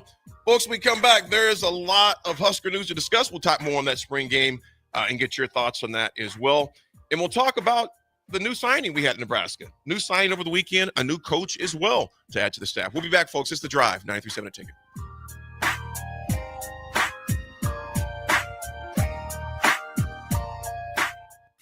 This is Lincoln's home for sports talk on the FM dial. Also online at theticketfm.com. On the internet. KNTK FM Firth, 93.7 The Ticket.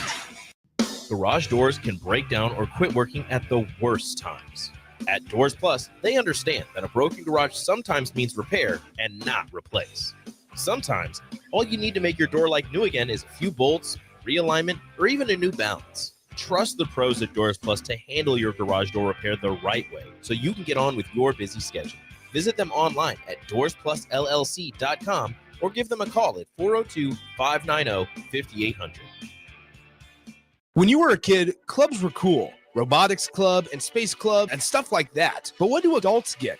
Book clubs and quilting clubs? Nah, forget that. How about margarita clubs and old-fashioned clubs? Get to Upside Bar and Lounge for the best clubs in town. Try all 10 varieties of Upside margaritas or old fashions and take home a free souvenir glass. Grab the whole crew and pair it with taco night on Mondays or whiskey Wednesdays. Upside Bar and Lounge at 29th and Pine Lake. Are you ready for a new opportunity? Check out Sandhills Global. Join a dynamic team where your skills are valued and your career can soar. We offer full-time positions with a 4.5-day work week, competitive pay, excellent benefits, and a positive work environment. From IT and marketing to sales and finance, we're looking for talented individuals just like you. Apply today at sandhills.jobs and take the first step towards an exciting future. That's sandhills.jobs. Don't wait, apply now. The electrical workers of Local Union 265 are now hiring licensed journeyman electricians from $32.50 to $42.50 per hour with paid benefits. And if you're looking for a new career, they're hiring apprentices at $19.50 per hour with paid benefits. Call the office at 402-423-4497 to apply. Start your electrical career today. Is your office technology holding your business back? At Hamilton, we're more than just an IT provider. We're your partner focused on building integrated technology solutions tailored to your business needs, both today and for the future. We know that every business is unique, and that's why we provide the services and support you need and nothing you don't. We believe that together, you can continue to serve and support your customers while knowing that your technology is taken care of. Hamilton Business Technologies. Real people, real technology solutions. Connect with us at hamiltonisbusiness.com. Husker fans, join Nebraska Women's Hoops as they face Michigan on February 6th at 7 p.m. Get ready for a full day of action as women's basketball is joined by other Husker teams to celebrate National Girls and Women in Sports Day. Arrive early for a meet and greet with Nebraska women's teams including soccer, tennis, track and field, swim and dive, and more. The meet and greet starts at 5:30 p.m. in the North Concourse. Get your tickets now. You won't want to miss this matchup in PBA. For event and ticket information, go to huskers.com/tickets. Have you heard about Advanced Medical Imaging Surgery Center? Located at 7555 Pioneers Boulevard, Advanced Medical Imaging Surgery Center offers compassionate, patient-focused care and provides outpatient surgery services, making it possible to have non-emergency surgery and return home the same day. Advanced Medical Imaging Surgery Center specializes in cardiology, vascular radiology, orthopedics, pain management, and much, much more.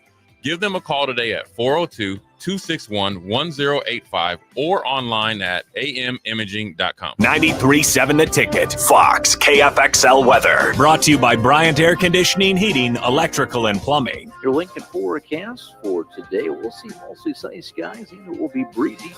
Falling temperatures throughout the day, a high near 41. Tonight, partly cloudy and breezy, below near 20. And tomorrow, we'll see mostly cloudy skies and a light breeze. High near 35.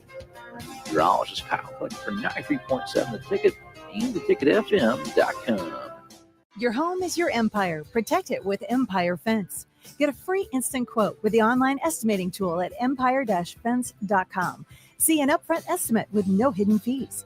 An Empire Fence can provide privacy and improve the appearance of your home.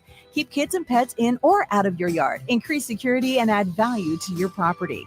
Visit empire-fence.com now to view the stylish and maintenance-free possibilities for your home and get a free instant online quote. Let Empire Fence protect your empire. Things that impair you come in many different shapes and sizes. Some are the shape of beer and liquor bottles. Others look like cigarettes but aren't cigarettes at all. These are the things we know impair us, the things our parents warned us about. What we're not always aware of is our new prescription or the over-the-counter medicine we picked up just for allergies or a bad cold. See, it doesn't just matter how much of a substance you take. If you are impaired, driving is deceptively dangerous. Don't drive impaired.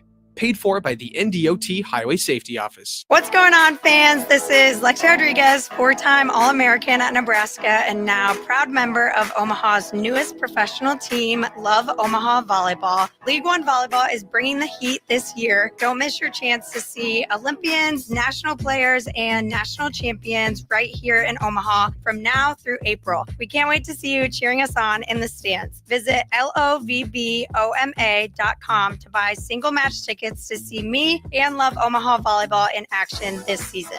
Go Big Green.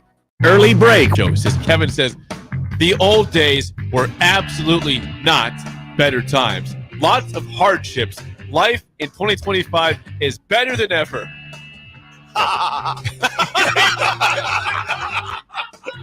I love when we get these jokes back. I love Good joke, good I love one. the joke. You're a good one. Good one, Kevin. You're hilarious, Kevin. You keep it up. Early break from 6 to 8 every weekday morning on 93.7 The Ticket. Welcome to The Drive with AD Raff and Ahman Green. Former Husker football national champion, speaker, and author, Aaron Davis. Nebraska will win the national championship. The Cornhuskers beat Miami. It is history. 13-0, and bring that trophy back to Lincoln. Former Arena Football League quarterback, former head coach of the Capital City Crush, and guru of Husker football history, Chris Raff. 25 straight wins for the Cornhuskers. One of the most dominating stretches in college football history. We may have seen one of the best teams in the history of college football tonight. 12-year NFL veteran. He's got some speed to go with strength. Huskers and Green Bay Packers Hall of Famer. Shovel pass to Green into Vikings territory. Finally brought down. And University of Nebraska East Sports coach Ahman Green. Look at Green all by himself. 20, 10, touchdown. Sponsored by Doors Plus on 93.7 The Ticket and theticketfm.com.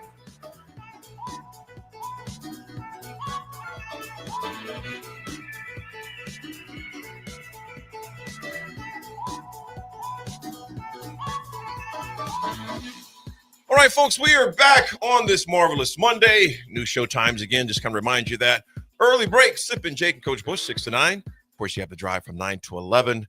And then from 11 to 1, you got the Adam Carricker Show Monday, Tuesday, Thursday, and Friday. Still have the Steve Taylor Hour at noon on Wednesdays, noon to 1. Then from 1 to 3, you have the Captain Show. And then from 3 to 5, you have the Block. Then 5 to 6, you got Old School with Jay, Strickland, Austin, Orman, all those guys. And so full-fledged day for you, still full-fledged weeks, just different line, just as far as different time goes, as far as that goes. So all kinds of fun stuff happening. Yes, and we are joined by the professor, fresh out of class. He's drinking a coffee. He has a pipe in his pocket. Is that right? A tobacco pipe, might I add. the legal kind. I mean, it is 2025. Hey, Bakken looked up like, wait a minute, who's got a pipe? Yeah, right. What kind of classes he teaching over there? Okay. That's how I connect to my students. We partying. Let's go. Things have really changed over there at UNL, Bach. Yeah, right. See, I went to a respectable university.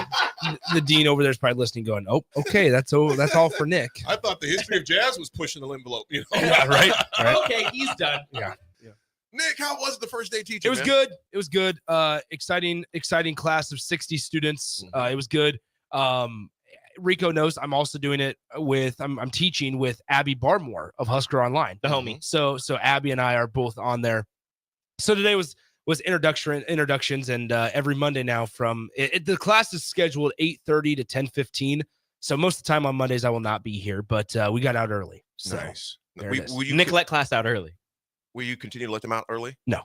So it's normally from 8:30 to 10:15. 8:30 to 10:15. There are assignments that they have an assignment due, because this class has been going on since the start of January, and essentially we're helping out professors, but then professor is eventually going to be leaving because he has a kid on the way, and so that's a big reason why they asked us to come help out, and so they have an assignment due on Friday that they have to cover a game and write a story and a report and a graphic and all that on it. So Nick said the bell doesn't dismiss you. I do. Yep, that's right. That's right. Yeah. Stay in your seats. He's one of those. Stay in your seats. He's one of those. Yeah. No. Is it a class? What's the name of the class? It's called, so as wild as it sounds, it's called Unlimited Sports. Unlimited. Right. But no, so they have a program over there that is Unlimited Sports, and it's hands-on experience. It's a class that everybody has to take. It's a class that everybody has to take that is basically, it's the sports media and communication degree, the journalism degree, and the advertising and public relations degree, all encompassed into one focus. Just with sports. Wow. So it's sports centric, and so I'm excited. Every Monday we'll be there till I think the last day is May 12th that I have to be there. So there it is. Did it feel awkward when you first went in there as a professor, as an instructor, rather than a student? It was weird. It was strange. But it was good. I mean, it was a good time. So they're only 2 years younger than I am. That's what I realized. So wow. You know what I would show? I would show the Key it's and like I'm Peele. Garrett McGuire. I would show the Key and Peele skit. Yeah. Hello, students. My name is Mr. Garvey. My name is Nick Sainer. I taught in the inner city schools of Pius 10th. You should just start saying their names. Ron. Yeah. Denice. D-Nice. Denise. D-Nice. Do you mean Denise? Say your name right. Say it right. Say it right. You want to play? Oh, we can play. No, it was good though. It was really, really fun. So I'm there to help them if they have any questions about the field, how to get into it, connecting, networking, all that stuff. That's why I'm there. He can't help it all. I mean, yeah, sure. Yeah, right. So it was good. I love it, man. Well, good to see you, brother. Good to see you again. Like I said, Nick will be back tomorrow, as well as AG will be on the line, and Raff will be as well. Nick will be in the house, and if I need any substitutions, of course. We say substitutions. Nick, I do not have a teaching degree. Any upgrades? No, yeah, upgrades. We'll say Rico will come in for me as far as that goes. Because you guys voiced out, like I said, at 1 o'clock, I loved it. And that was kind of something for me to decompress on and work while you guys are taking care of business. So it's good to hear Rico's voice back on the mic. You two together back on the mic. Yeah, good to see you both on the mic together and to do that. It's good to see Rico. Yeah, it is. We got It's not good to see you, Nicholas. Boy, there we go. There we go. No, I'm going to be a more distinguished individual from now on. More distinguished. Yep. Name one thing you'll do to be more distinguished. I'll teach a class. There you go. Besides that, I walked in. We have this guy teaching the youths. What is going on? I walked in and I thought, you know what? I'm responsible for getting them into the sports media field. Wow. You know, the biggest thing about teaching is tell your story. Breaking news. Nobody makes it into the sports media field. University of Nebraska, 60 students unable to find job. And we've nailed it to one professor. Yep, there it is. No, it was good. It is crazy though. I'm excited for you, guys. It is crazy how many people listen to the ticket though. How many college students listen to the ticket? Came up. So they were like, all right, they're Nick and Abby Barmore, Husker Online. Nick and Abby are going to be there, and they're going to hang out here after. And if you guys have questions, want to introduce yourselves, do it. And we're like, all right, cool. So we stick around. And probably had 6 or 7 college students come up and be like, I listen to you guys all the time, all day long. It's good to hear. And I was like, well, welcome to the program. Good to hear. So it's like what you did to me. That is true. Rico, did he kind of, when you guys met, I like this story. Did he kind of, did he big time you a little bit? Rico big time me. That's right. It was the other way around. Rico time big time me. You didn't even speak to we were him. We were at a family function and Rico big timed me. First off, I didn't big time him. I had never had anybody come up to me before and say, hey, I listen to you all the time. I like what you do. I didn't know what to do. So he's going to. So I said, so I was like, hey, thanks. He didn't even say that. He didn't even say that. I don't even think he made eye contact with me. Yeah, I did. Because you look like a little puppy. You were just like, oh my gosh. And then I showed up for my internship, and Rico just didn't want to talk to me either. No, they said, hey, we have this new intern starting. His name is Nick Sainer. I go, hey, I know that guy. And they're like, really? I go, yeah, my sister-in-law knows him. Okay. She says he's a jerk. No, I'm kidding. She didn't say that. Wait a minute. But no, he knows my sister-in-law and her friend, her old roommate.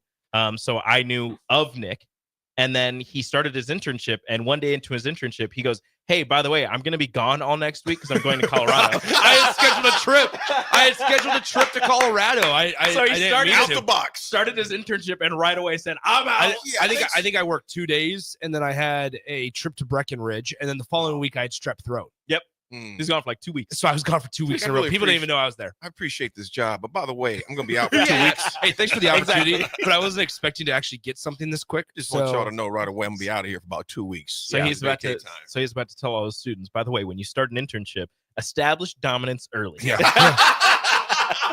Yeah, right. Leave for 2 weeks. Let them know it's an honor for you to have me working here. I heard a rumor that this show started right at 9:00. Yeah. Yes, it did. So I was told that the spillover is going to start at 8:45. Mm-hmm. That's crazy. So there's really no need for me and Raff to do this because they do their own spillover. Yeah. So it works out really good. Wow, this is really good. This is really special. Well, we started at 9 right off the box, and I was looking for. I thought we had to go for we usually do. He tried to go to a break at like 9:09 because I'm used to our rap time. Of course, yeah. And Rico was like, "No, we can go in our 9:25. usual 6 minutes first segment." Yeah, I was like, we have time. Yeah, we can rap now for a few minutes and then dive into our first topic of discussion, wherever the wind takes us. What have we talked about today? Because there's a lot of stuff happening. Well, we went both men's and women's basketball. Oh man, we discussed both of those. Shout out to the Huskers. Yes, they got that done. We haven't hit on Eckler or the Luka trade yet. And that's where we're at right now. We're talking about Eckler and also signing Rocco. Yeah, as well. We missed Rocco also. We haven't talked about him. There's an investment into that man. There is. So let's start off first with Coach Eckler. You know, Coach Eckler, his kids and my kids, when they were younger, his first stint here at Nebraska, grew up, played a lot of things together. Coach Eckler, is good to have him back. He has been at Tennessee, Knoxville since 2021 when they hired Coach Heupel there at Tennessee. They're special teams coordinators and outside linebackers coach. A lot of energy. Of course, a lot of folks know, if you don't know, Coach Eckler is from David City, Nebraska. I believe is where he's from here in Nebraska. Shout out to David City. David City, right? Not too far from us at all. Just about an hour Maybe. No, I don't think it's an hour. Not and a even half. an hour? I It's think not about even an hour. because you get basically north of Seward and west a little bit, and you were in David City. So We it's drive not through very David far. City on our way up to Orchard. Yeah, it's not very far. They at still all. got the big sign on the side of the road that says David "Welcome City. to David City." They do. believe They so. The do. big giant one. And they have the Runza with the drive-through that's inside. Yep, it's nice. yes. Wow. Yep, It's great for when it's downpouring and your kids want food. Yeah. It is not very far off from here. He played special teams. He played it for Coach Snyder there at K-State. He was a warrior. He was absolutely nuts. Has that same intensity that he had as a special teams player. But of Coach, here, honestly, guys, I didn't think we were going to get Coach Eckler. That's just me. What are you guys' thoughts? I did not think he's been down there. They're successful. Obviously played in the playoffs, etc. Yeah. But we get a chance to come home. Yeah. That's rare. So what are you guys' thoughts on Eckler coming back? I mean, I had heard his name floated around quite a bit, but I wasn't too well versed in Mike Eckler and his special teams know-how. And I looked it up, and yeah, he's a fantastic special teams coach. I had no idea who they were going to be targeting or who they were going to hire, so I couldn't say that I didn't feel good about him not coming here or anybody else coming here for that matter. But I do know that his contract expired with Tennessee in January, so and he never signed a new one. So he's just kind of been looking for a job. Do you think he was looking for a job, or he didn't? Was not asked to come back? It just says it expired. I don't know if they asked him not to or if they just didn't re-sign. So a lot of this comes from. So it's, to be specific, Nebraska, moved on from Ed Foley or rearranged his role. In, I believe the first week of January. I want to say somewhere around the day of January 4th. And it was released, obviously, that Mike Eckler was a target of interest there. And his contract, when we talk about it expiring, it expired on January 31st of 2025. So you had to wait the entire month. I would just on Friday, right? Yeah, I would imagine that the conversations were taking place well before that time, and that is a big reason why Tennessee did not re-up him. And because there was the mutual understanding that he was going to come back home to Nebraska. So I think that that's the case. Nebraska wasn't. I mean, it's not like Nebraska could come out on January 15th and go, "Hey, by the way, we're going to hire Mike Eckler when his contract is up." Right, they couldn't do that. So I don't know. I was trying to read the tea leaves on it, and we hadn't heard about any rumblings with any other targets for the time being. At least ones that had significant traction or had ground. So I kind of leaned towards Mike Eckler just because of the tea leaves and because it had taken a full month almost to fill the position in a pretty crucial time. I mean, this is the time where you're adding with the portal. And then also you are cutting roster numbers, and to not have a coordinator or a coach in place at that time could be, make things a little more difficult. So I think Nebraska, that just reading the tea leaves, the writing kind of on the wall, you kind of saw this coming maybe the third week of January. So that since Nebraska had not hired anybody and filled that position, and that there were no real rumblings of any other significant candidates, you kind of realize that, okay, it's probably going to be Mike Eckler once his contract is expired. Also, people forget that National Signing Day is on Wednesday. That is true. Not the much smaller of the two. Right. It was the OG signing day, and now it is irrelevant, pretty much. The much smaller of the two. It's a signing day for other sports as well. So. Eckler coming back, and I like I said, things.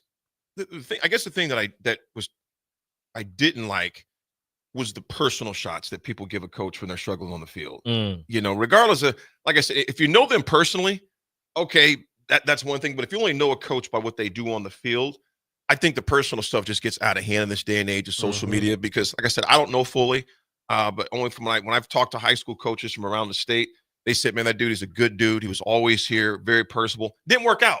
It's like next man up, and just leave it there. Well, at least in that role, it didn't work out. I think work out on the special teams. I think there's a spot. I think there's a spot on the staff for Ed Foley. It didn't work out. The numbers don't lie. It wasn't a good fit, and you move on. Because I still think a person like him, regardless if it's Nebraska or somewhere else, if you can have someone out there that's visiting high schools and establishing inroads, whoever that person may be, is what I'm simply saying. So my thing is good luck to Coach Eckler as he comes back here to take over. Because you look at the numbers, and obviously I read these numbers with a disclaimer on there. You also have to have guys on your squad that can do this. Because last year, Tennessee only gave up 115 punt yards, return punt yards. In 2024, they averaged 16 yards a return, but they also had a great punter, and the guy's name was Jackson Ross. He averaged 44 yards a punt. So you got to have the pieces in place as well. So you can have a good coach all you want, but you also have to develop the people you got here that can mimic those type of results that he had at Tennessee. And Nebraska's going to be in the punting game specifically. They're going to be moving on to a new punter, right? Brian Buschini is not with the program anymore, graduated, moved on. And so you're going to be ushering in a new punter. I know a lot of people are curious about Sam Cook's kid, Camden, whether or not he's going to be fighting for that starting position. I think one thing I can tell you about Mike Eckler, and this is not a unique opinion by any means, high energy guy. Yes. I mean, there's going to be a lot of high energy on that sideline. Guys, I saw the statistic on Twitter today where Nebraska has 8 either new coaches or coaches that changed roles on their staff going into next season. 8. Wow. So repeat that again. That's Nebraska in terms of coaches that are either new additions or have switched up roles.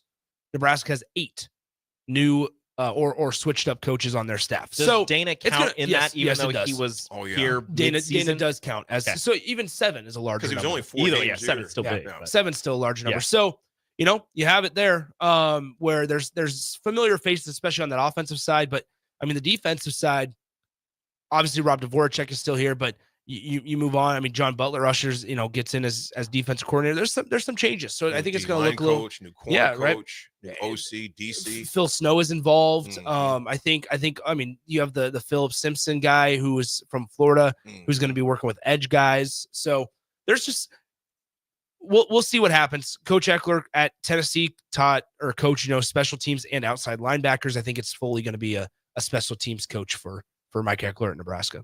You guys think about this, and when you really, we know it, but when you really break it down, we have 2 new coordinators for the most part. Obviously, Dana was there 4 games, but still not enough. But he's going to be more than likely implementing his offense. Full-fledged. Yeah, as opposed to having to learn the hand signals and the calls for somebody else's offense and trying to teach that. He'll be implementing his own offense. So yeah, that still counts. That I would still count that as one of the new coaches because you're learning a new offense more than likely. Yeah. So it's going to be interesting. It's going to be a long offseason that, again, you're also trying to figure out a way to cut the roster down to 105. So you're going to be teaching a lot of guys all of these things, and they might not be on the team by the time the season starts. Dude, think about this. There's guys, and correct me if I'm wrong on the next, but I'm almost sure I'm correct on this. There are guys who will be able to go through spring and even up through fall practice and still could get cut. Right on that, Nick? Yeah. They can still get cut. Just talking around the country, they were like, and that's a risk for the athlete. And they know that going in. Yeah. That, hey, you know what? You're on the bubble. And they could literally, and think about this, if they get cut right after fall ball, they're basically done with football for a year. And yeah. I'm saying until they join another organization, another program, they could, start back in that spring. But there's some guys that are right now, as we speak, it's crucial. It is crucial. So with Mike Eckler, he's coached 17 NFL guys in his time. Mike Eckler. Here's his quick write-up on Tennessee's website. Eckler has established the Volunteers as one of the premier and most efficient special teams units in the country. Tennessee has ranked either first or second in the SEC in punt return average in all of Eckler's seasons, and the Vols have been first in the league in punt return defense in all 3 years as well. Tennessee has racked up 874 punt return yards and only allowed 23 punt return yards during Eckler's tenure. He's got an impressive resume. We're going to talk more about Nebraska when we come back because there was a big signing. Bill and Bennett, I'm going to show this to Nick because I know he appreciates the kudos. He goes, Nick has come a long way. Always love to see a fellow Pius X alum prosper. Attaboy. Thank you, Bill. Absolutely. Nick we've seen Nick grow up literally in front of our eyes, man, as far as that goes. He's 24 this month. 24. Wow. Folks, we come back. We're talking more Husker football. We'll be right back. It's The Drive.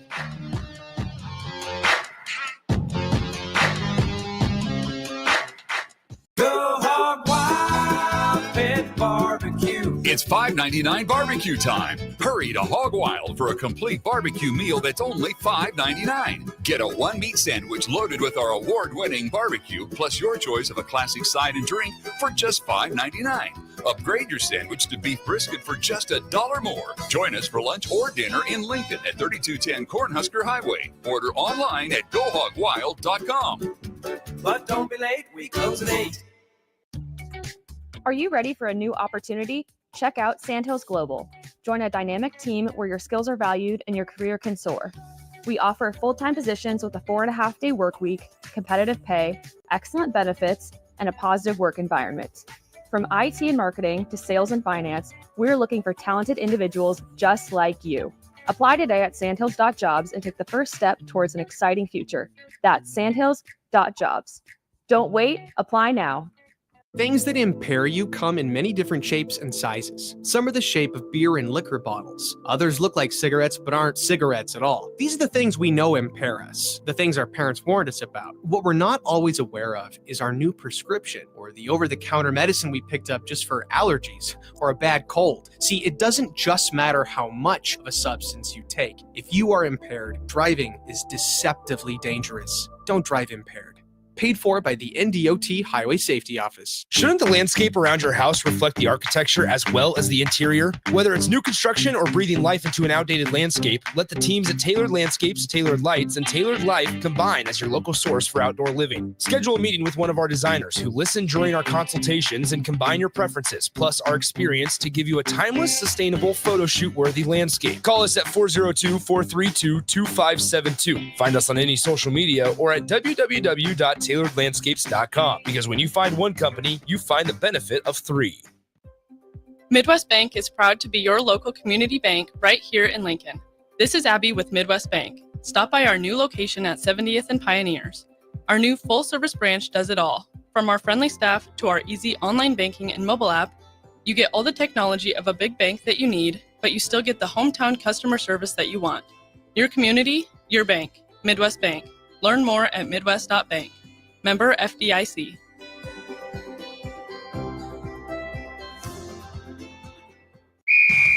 Wrestling fans, it's time to elevate your game, just like Stevens & Smith Construction does for your concrete needs. As your full-service concrete contractor, we deliver solid results every time. From singles to doubles, fighting for inside position to scrambling reversals, we know how to pin down quality and slam expectations. Stevens & Smith Construction, a proud sponsor of Takedown Tuesdays on 93.7 The Ticket, where Husker wrestlers bring you all the action. Don't stall. Stevens & Smith Construction is here to help you build a concrete foundation for the win. Check us out at www.stevensandsmith.com, because stalling is a penalty and winning is the only option. Stop asking your friends if they're hosting a party this Sunday and come for the real party instead. Join 93.7 The Ticket for the big game at Wings and Rings at 68th and O this Sunday and walk away with great prizes just for showing up. Why worry about making a great spread of food for the game at your house when you can enjoy all the great wings and more at Wings and Rings? It's the big game party with 93.7 The Ticket at Wings and Rings this Sunday at 68th and O. When you need a new water heater, nothing beats the ProLine family of water heaters from A.O. Smith. ProLine models are built using commercial-grade components, meaning they're built to help you tackle your toughest days. No matter if you need a gas or electric model, A.O. Smith has a ProLine unit for you. A.O. Smith, innovation has a name. Call Patriot Plumbing at 402-464-7411 for a great deal on a water heater today. Again, that's 402-464-7411. Perch Merch is your one-stop shop for all your printing and promotional needs in Lincoln, Nebraska. They specialize in screen printing, embroidery, vehicle wraps, window wraps, print collateral, promotional products, and signage. At Perch Merch, they are committed to delivering high-quality products and exceptional customer service. Their experienced team of designers and printing professionals will work with you every step of the way to ensure that your vision is realized. Call for a quote today at 402-217-5212 or go to perch-merch.com. At Farm Bureau Financial Services, we strive to provide you with the right coverages for all your insurance needs by taking the time to meet with you and review what coverages best fit your needs. So whether you're in the market for home, auto, farm, business, life, or a combination of any of these coverages, we can help with making sure you, your family, or your business have the right coverage based on your individual needs. If you would like to review your insurance needs, please contact Ben Spurt with Farm Bureau Financial Services at 402-217-9945 or through email at ben.spurt@fbfs.com. Now back to The Drive with AD, Raff, and Ahman Gray on 93.7 The Ticket and theticketfm.com.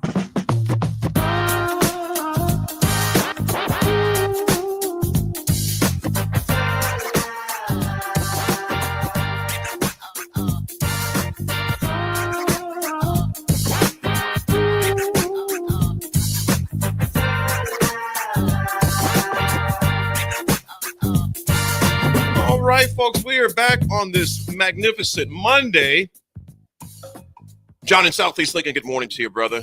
He goes, good morning, guys. More and more college football is turning to junior football, NFL league, paying players, cut day for players.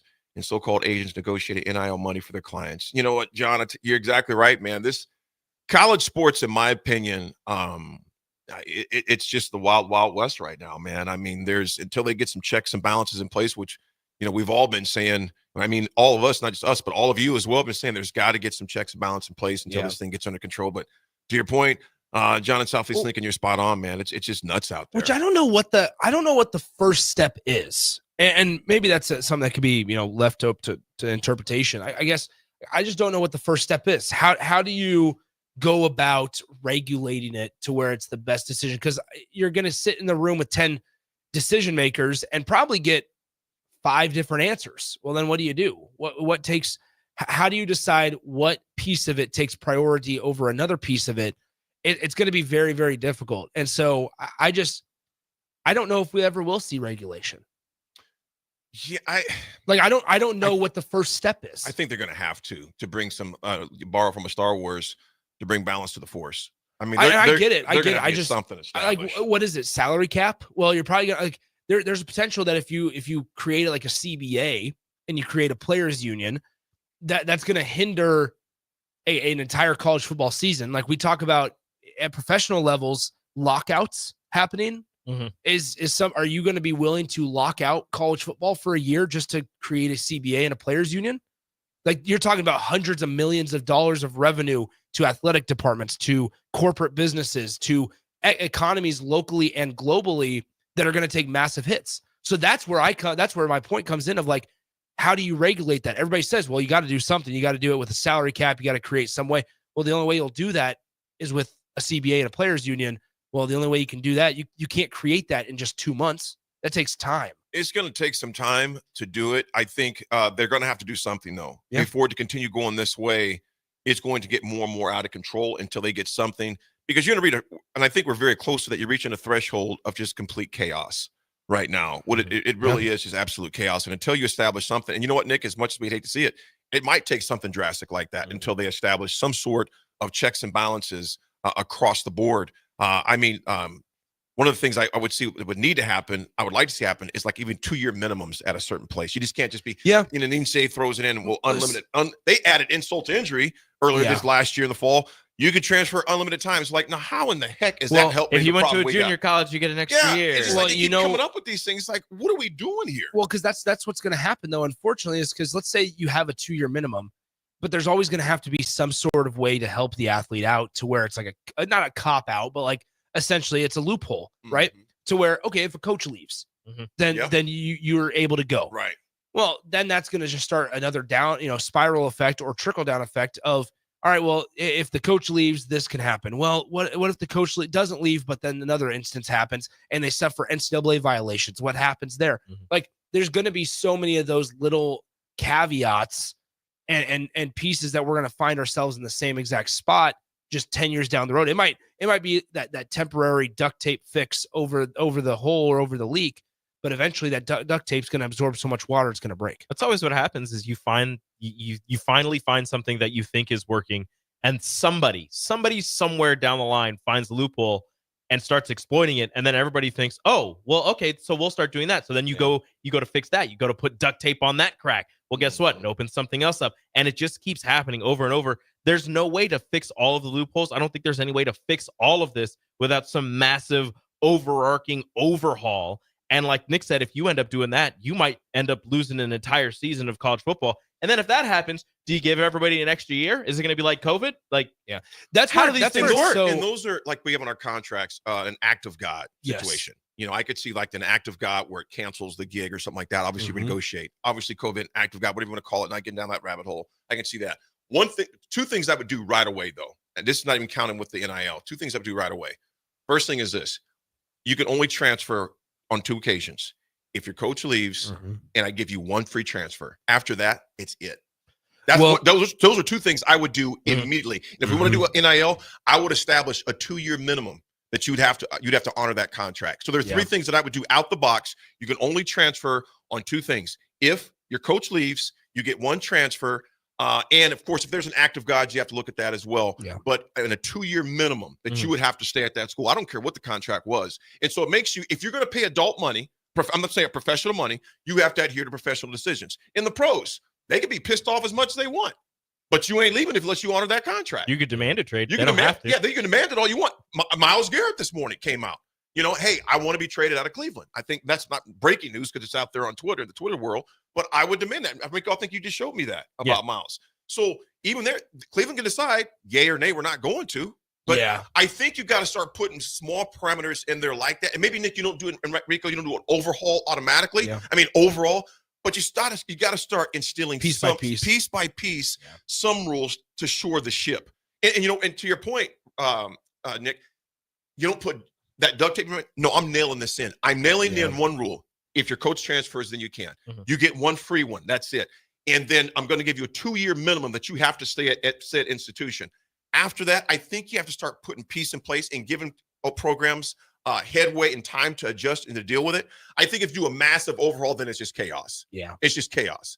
But you got to start putting peace in place to collect some stability. And the toughest thing is, I mean, hypothetically, the people that you're probably going to want at the forefront, when I'm talking players union and when I'm talking like, spokesman for college football players, you don't want that to be Greg Sankey. Like, college football needs a commissioner, essentially, like old dad 34 cent on the text line. Absolutely. However, when it comes to being the mouthpiece of the players, you don't want that to be some old guy who hasn't played college football or hasn't been involved in a locker room in 25 years. Yeah. You want somebody that's in there that actually is talking about it. So the toughest part with that, though, is because you would need somebody to be able to communicate consistently with the commissioner or that a group of players, right? So the toughest part about that is NFL, you're more than likely, you're going to have guys that are in the league a lot longer than 3 or 4 years. In college, you're switching up that core group 3 or 4 years. And that's if you want them to be involved as a freshman. I mean, think about you're 17 years old and or 18 years old, and you're going to be the spokesman for a group of 5 for all of college football. You're putting a large position. That's a lot of pressure. That's a lot of pressure. Yeah. And that's a lot of power and responsibility. So ultimately it's okay. So would you want 5 new seniors elected every single year? Maybe, but then how much consistency and continuity is there having 5 new faces be the spokesperson for college football players? That's where I think you run into problems of which leak does the NCAA or college football need to take care of first? Mm-hmm. And that's where if you put 10 people in a room, you're going to get 10 different answers potentially. Absolutely. Well, new signing we got, and those are all good points, Nick and Rico, because there's a lot that needs to be done. But as for Nebraska, as far as personnel, they signed former Notre Dame lineman Rocco Spindler, graduate that'll be coming here. He'll join Elijah Pritchett. Those are 2 great guys we picked up out of the portal. Mm-hmm. Time will tell, though, on the field how good those pickups will be. I'm always hesitant. I know we're always hesitant to say this is going to be awesome. Well, let's see what happens on Saturday. It works right away. Yeah, but if you look at the numbers, I'll say I'm pretty excited about Rocco. Yeah, Rocco has proven that he gets it done. He's a big dude. As well, 6'5", 325, and it shows right here. He made some money coming here too, close to $2 million, give or take, in that neighborhood, I believe, somewhere around that nature. Cash money. These guys are making some serious loot. But it was good to get a guy like him. Me personally, I thought he was probably going to go to Michigan, being that he's from that state as well. So I was thinking he was going to stay closer to home. So whatever Nebraska did, he never took that visit. Never did. Yeah, canceled it. Never did. Were you guys surprised he didn't even take the visit to Michigan? Yes. Because it's not like he hasn't been there before. You know what I'm saying? He'd already been to Michigan. It might be tapped out with the Bryce Underwood deal. No, I think ultimately though, it seemed like Nebraska. It came down to Nebraska, Virginia. Pitt was the last team to get a visit from Rocco Spindler. So, I mean, and Indiana. Yes, Indiana was like the first one that he visited, in-state guy from Notre Dame. But anyway, no, it's a guy that started 16 games at right guard for Notre Dame, started all 4 playoff games. I think this is a really good get. You're bringing experience to a spot. Now, as Nebraska shuffles around, I'll be curious to see kind of how they move some of their guys around. Like Henry Latovsky was a guy that we felt fine at right guard with, but now what does that mean for him? Or are they like I would imagine if I had to pick right now, you're probably going to see Elijah Pritchett slide over to left tackle. You'll see Latovsky potentially slide over to left guard. There's also a couple other potentials there. You would have then, I think Justin Evans-Jenkins would slide into center. Rocco would be at right guard. And then that right tackle position, I think, is up in the air sometimes. You have Gunnar Gatula, who could potentially move over to the right side. I think There's guys like Grant Bricks or Gibson Powell a couple of years away still, but there's potential there. Absolutely. But it's a for as late as it was in the process, a really nice pickup and a good job of Nebraska not being afraid to spend the money. We heard that from Matt Rule on Saturday. Good teams, the ones that played last week or 2 weeks ago in the championship, $20 million rosters. They spend the money. They're not afraid to, and Nebraska showed that they're willing to spend some money this weekend. Well, Spindler becomes the 16th transfer addition to Nebraska, folks, during this cycle. And as we mentioned, Rocco chose Nebraska over Indiana, Pittsburgh, Virginia, and Michigan. I'm sure there was a slew of others that tried to get his attention, but he is now a Nebraska Cornhusker. Folks, we'll be back with one more segment. It's The Drive. Go ahead, Rico. 1 second. We are going to be at Buffalo Wings and Rings for the big game. Hello. This Sunday. And with that, we're doing our big game squares once Super again. Bowl squares. Can we say that? Yeah, we're going to say it. Super Bowl squares once again. It shouldn't be copyrighted. I don't think so. We have to say big game and like the commercials and stuff. I don't know. Let me double check that. Let me make sure that people are aware, Rico. By big game, we're talking about the Super Bowl, not Nebraska, Ohio State, which could be massive earlier in the day at PBA if Nebraska can win another road game on Wednesday. We might be talking. No, we're not talking about that. But I mean, you could go there and watch it. Yeah, and go then there stay early and watch the Super Bowl anyway. You can help us set up. But come help us set up. We'll be there down at Buffalo Wings and Rings. And with that, we're doing the Super Bowl squares once again. So for every show throughout this week, there will be 4, 5 multiple squares given away every show through this week. And today on The Drive, we're giving away 4. I got a question. I need you guys to text in the answer with your full name, please and thank you, with the answer to 402-464-5685. So the Chiefs and the Eagles played in Super Bowl LVII. Which one's that one? 57. No, LVII. Yeah, it is 57. Yeah. LVII. That L always screws me up. Back in 2022, the Chiefs won 38-35. The Eagles now have a fantastic running back, but I want to know who was the leading rusher for the Eagles in that Super Bowl. Again, who was the leading rusher for the Eagles in the 2022 Super Bowl where they lost to the Chiefs? Text it in 402-464-5685. First 4 with your full name and the answer will be entered into the Super Bowl squares for 93.7 the ticket. Is it a Penn State alum? It is not. Okay. You know what I heard? And I got to make sure this is true. Yeah. Hey, shout out to Penn State. Yeah. That's your people. Yes. Your people. Oh, not my people. No, it's not. Okay. Only where my people are from. The state of Pennsylvania. There we go. Yeah, we buy. Most of my people are Pitt fans. Yeah. They're big Pitt people. You a big Pat Narduzzi guy? No. No? No. Yeah, me neither. No, not at all.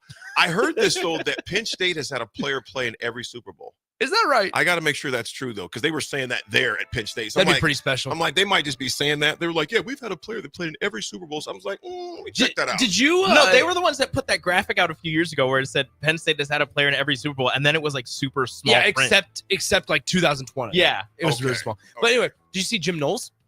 I did not. I did not. Probably recruiting. I did not. He's busy. But I told Rico, though, and the listeners that I did their dean of agriculture came in before I spoke and gave the big "we are." Oh, Penn no State. way! Yeah, it was kind of cool. Did you participate? Absolutely not. Same question. Absolutely not. Absolutely not. The football stadium is getting a renovation too. Yes, the whole face of it is gone. Yeah, it's cool. So they're doing a lot of things. Might be Penn State. champions next year. Yeah, no. Penn State's good. Folks, when we come back, it's our last segment on this magnificent Monday. We'll be right back. It's The Drive.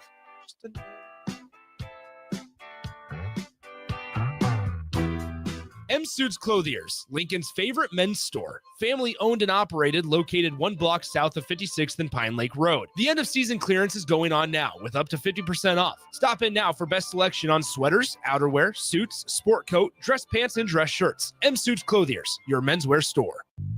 Hi, my name is Molly Party. I'm a realtor with MP Dodge Real Estate. I'm a newly licensed agent and considered numerous brokerages before deciding on MP Dodge. I chose the company that gives me the most support in my new career, plus guidance and encouragement along the way. MP Dodge has a unique mentoring program for new agents. It's helped jumpstart my career and has a supportive management team and administrative staff. So if you're contemplating a career in real estate, look no further than MP Dodge. It will be the best decision you make. Ready to spruce up your space? No matter what project is on your list, you can check it off at the Nebraska Builders Home and Garden Show, February 7th through the 9th at the Sandhills Global Event Center. With over 200 businesses under one roof, you'll find the latest in home innovations and experts to handle your dream projects. Admission is just $10, and children 12 and under are free. For more information, visit the Home and Garden Show online at hbal.org. When you were a kid, clubs were cool. Robotics club and space club and stuff like that. But what do adults get? Book clubs and quilting clubs? Nah, forget that. How about margarita clubs and old-fashioned clubs? Get to Upside Bar and Lounge for the best clubs in town. Try all 10 varieties of Upside margaritas or old-fashions and take home a free souvenir glass. Grab the whole crew and pair it with taco night on Mondays or whiskey Wednesdays. Upside Bar and Lounge at 29th and Pine Lake. Hey volleyball fans, this is Laura Dijkema, national player of the Netherlands and now the setter on Omaha's newest professional team, Love Omaha Volleyball. League volleyball is bringing the heat this year. Don't miss your chance to see Olympians, national players and national champions right here in Omaha from now through April. We can't wait to see you cheering for us in the stands. Visit lovboma.com to buy single match tickets to see me and Love Omaha Volleyball in action. Go Big Green! 93.7 The Ticket, Fox, KFXL weather. Sponsored by John Henry's Plumbing, Heating, and Air Conditioning. Your Lincoln forecast for today, we'll see mostly sunny skies and it will be breezy. Falling temperatures throughout the day, a high near 41. Tonight, partly cloudy and breezy, below near 20. And tomorrow, we'll see mostly cloudy skies and a light breeze, a high near 35. Meteorologist Kyle Buck for 93.7 The Ticket and theticketfm.com.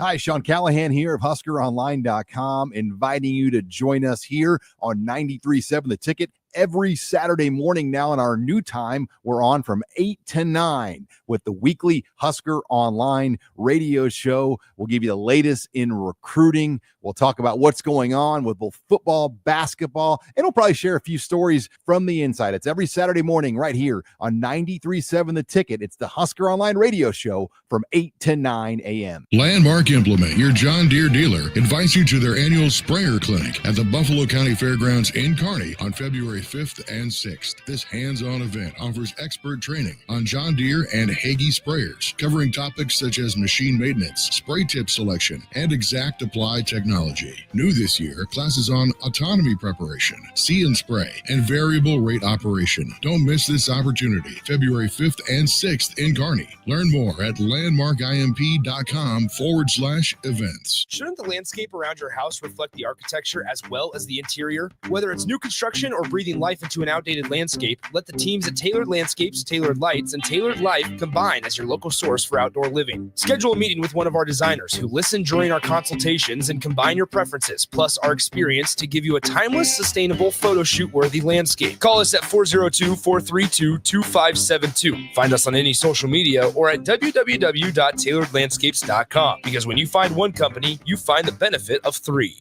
Rosie Sports Bar and Grill, open for lunch and dinner at 1501 Center Park Road. Hi, Sean Callahan here for Cobble Chevrolet GMC, and we wanted to give a special shout out to all of our great customers, thanking you all for a record-setting year in 2024. Now let's get the new year rolling with some big savings. Right now at Cobble, we have some of the biggest discounts in the area with over $12,000 off list price or 0% APR on select new models. So stop on in the dealership or hit us up online at cobblecars.com to get true low country overhead in action. $12,000 off list or 0% APR right now at Koppel. So please stop on in or visit us at koppelcars.com. You'll be glad you did. Not many businesses can say they've made it 60 years, but Madsen's Bowling and Billiards can. With 12 bowling lanes and the biggest pool room in Nebraska, where else would you go to enjoy an afternoon or evening? There's great daily specials like $2 Tuesdays. Games of bowling, shoe rentals, draft beers, and tacos, all just $2 each. Have a delicious burger at EJ's Lounge before or after your bowling or pool session, and you'll leave satisfied. Madsen's Bowling and Billiards at 47th and Dudley. Ever wish you had another light switch on the other side of the room on a dark night? How much better would you sleep at night if you had a ceiling fan in your room? The High Electric Service Department is here to make your electrical what-ifs a reality. Whether you're looking to replace some outdated light fixtures or brighten up your counters with under-cabinet lighting, High Electric can handle all types of residential electrical installations and services. Give Erica a call at 402-466-6606 or visit high-electric.com to get started. Now back to The Drive with AD, Raff, and Ahman Green on 93.7 The Ticket and theticketfm.com.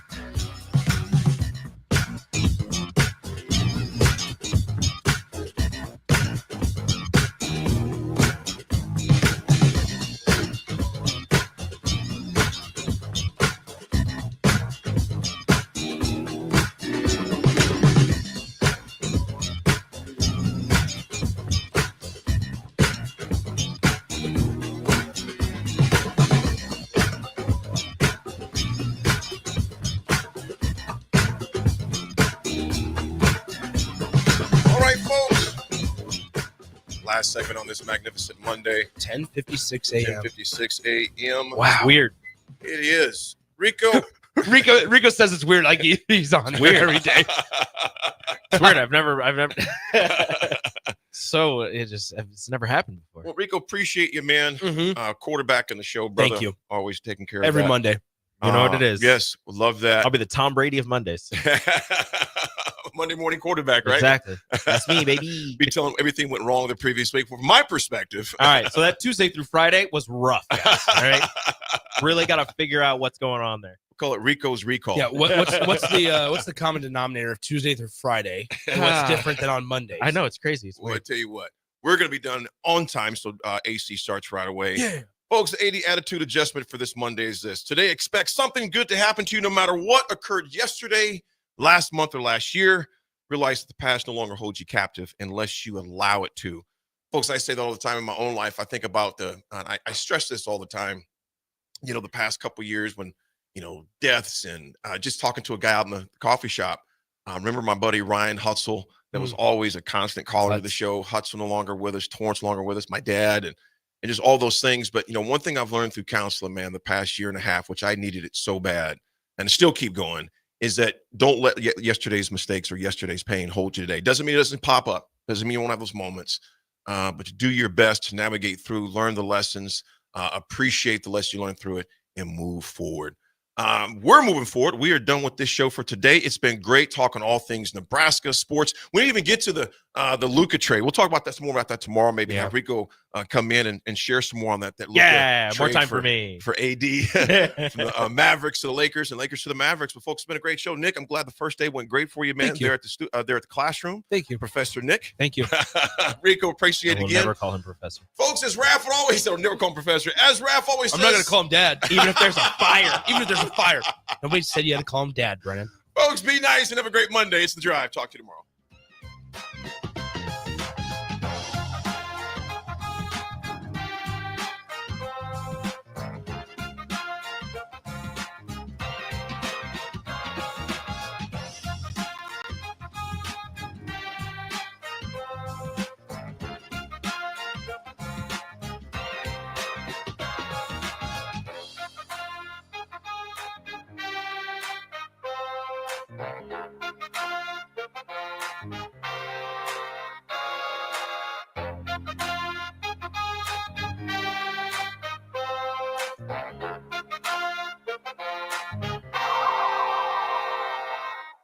Yesterday, your water heater worked just fine. Today, surprise! When you're out of hot water, just call the plumbers at Bryant. In most cases, you can get same-day water heater replacement. What you won't get is a costly surprise with the bill. At Bryant, the price you're quoted is the price you'll pay. No last-minute extras for piping or ventilation alterations. Need a new water heater? Just call Bryant, 467-1111. Bryant Air Conditioning, Heating, Electrical, and Plumbing. We do whatever it takes. Ready to spruce up your space? No matter what project is on your list, you can check it off at the Nebraska Builders Home and Garden Show, February 7th through the 9th at the Sandhills Global Event Center. With over 200 businesses under one roof, you'll find the latest in home innovations and experts to handle your dream projects. Admission is just $10, and children 12 and under are free. For more information, visit the Home and Garden Show online at hbal.org. Stop asking your friends if they're hosting a party this Sunday and come for the real party instead. Join 93.7 The Ticket for the big game at Wings and Rings at 68th and O this Sunday and walk away with great prizes just for showing up. Why worry about making a great spread of food for the game at your house when you can enjoy all the great wings and more at Wings and Rings? It's the big game party with 93.7 The Ticket at Wings and Rings this Sunday at 68th and O. February is American Heart Month, the perfect time to focus on your health. Even a small change can make a big impact on your heart health. Try adding a vegetable to your dinner or a no-salt seasoning. Looking for support in making these small changes? Join a healthy living program to learn about healthy lifestyle changes with a supportive and encouraging group. Search Chronic Disease Nebraska for more information. Paid for by Nebraska DHHS, aired with the Nebraska Broadcasters Association and this station. Rosie Sports Bar and Grill, open for lunch and dinner at 1501 Center Park Road. Hi, Sean Callahan here for Cobble Chevrolet GMC, and we wanted to give a special shout out to all of our great customers, thanking you all for a record-setting year in 2024. Now let's get the new year rolling with some big savings. Right now at Cobble, we have some of the biggest discounts in the area with over $12,000 off list price or 0% APR on select new models. So stop on in the dealership or hit us up online at cobblecars.com to get true low country overhead in action. 12,000 off list or 0% APR right now at Cobble. So please stop on in or visit us at cobblecars.com. You'll be glad you did. Hi, it's Joel Norman, the voice of your Lincoln Stars hockey team. Tune in to